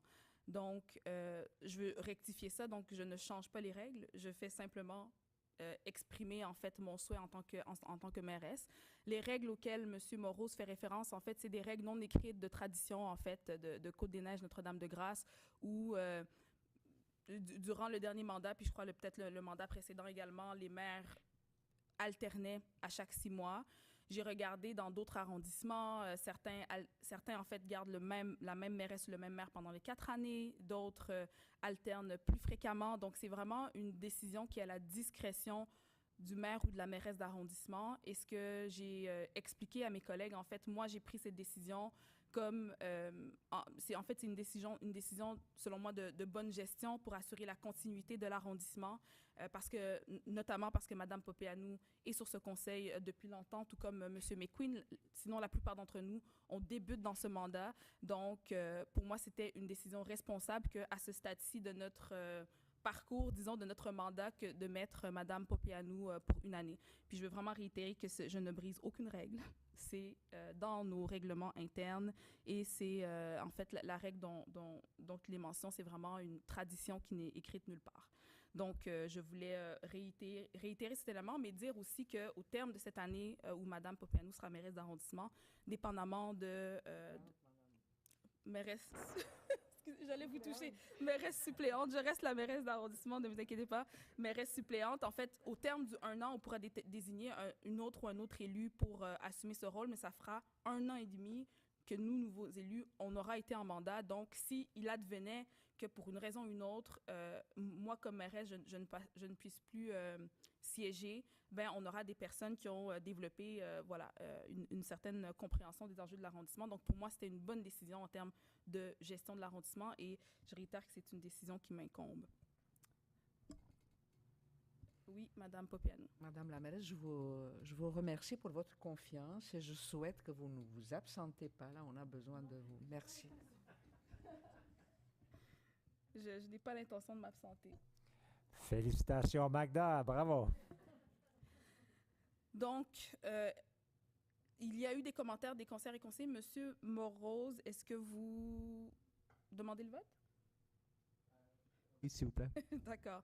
Donc, Monsieur Morose demande le vote. Donc, je vais nommer le nom de chacune et chacun des conseillers et conseillers pour que vous exprimiez votre vote sur, je le rappelle, le point 51.01. Donc, Madame Despina-Sourias. J'ai bien sûr proposé, donc je suis pour. Madame Magda Popianou. Je ne crois pas que je peux voter parce que c'est moi qui est en question. D'accord, donc. Oui, Madame Reeves. D'après moi, vous pouvez voter. Voilà, je suis pour alors, avec grande fierté. Monsieur McQueen. Je suis pour avec pleine confidence. Madame Valenzuela. Pour. Monsieur Morose. Je vote contre et j'aimerais juste encore clarifier que ce n'est pas le choix, mais c'est le changement de durée du mandat. Merci beaucoup. Merci beaucoup. La résolution est donc adoptée à la majorité. Nous sommes maintenant au point 60.01. Donc, je dépose les rapports faisant état de décisions prises par tous les fonctionnaires ou employés dans l'exercice des pouvoirs qui leur sont délégués en vertu du règlement intérieur du conseil d'arrondissement sur la délégation de pouvoirs aux fonctionnaires et employés pour le mois de février 2022 et toutes les dépenses du mois de février 2022 ainsi que les dépenses des factures non associées au bon de commande du mois de janvier 2022. Donc, c'est un dépôt. Nous sommes donc maintenant au point 60.02. Encore une fois, donc, je dépose par la secrétaire d'arrondissement le certificat des résultats de la période de réception de demande écrite de scrutin référendaire pour le règlement d'emprunt RCA 22-17-359. Donc, il s'agit encore une fois d'un dépôt. Nous sommes maintenant au point 70.01. Donc, il est proposé par Stéphanie Valenzuela et appuyé de Magda Popianou d'autoriser le don d'un stock de 210 visières à l'organisme Cafétéria communautaire Multicaf pour qu'il bénéficie d'équipements de protection individuelle ou puisse en faire la distribution à des OBNL qui pourraient en faire la demande. Est-ce qu'il y a des commentaires des conseillères et conseillers? Il n'y a pas de commentaires, donc le point est adopté à l'unanimité. Ceci est le dernier point à l'ordre du jour pour la séance ordinaire du conseil d'arrondissement du 4 avril 2022. Donc, je remercie toutes les citoyennes et citoyens qui se sont déplacés en présentiel pour une première fois. Merci beaucoup. Toutes les personnes qui ont posé des questions en ligne. On espère pouvoir remplir la salle si la situation sanitaire le permet la prochaine fois. Et puis, merci à l'équipe de la permanence de l'arrondissement pour votre soutien. Merci à notre équipe de cabinet et puis conseillers également. Merci pour tous ces échanges. Puis l'équipe technique, oui, merci de m'avoir compris sans qu'on communique finalement. Donc, au revoir et à la prochaine.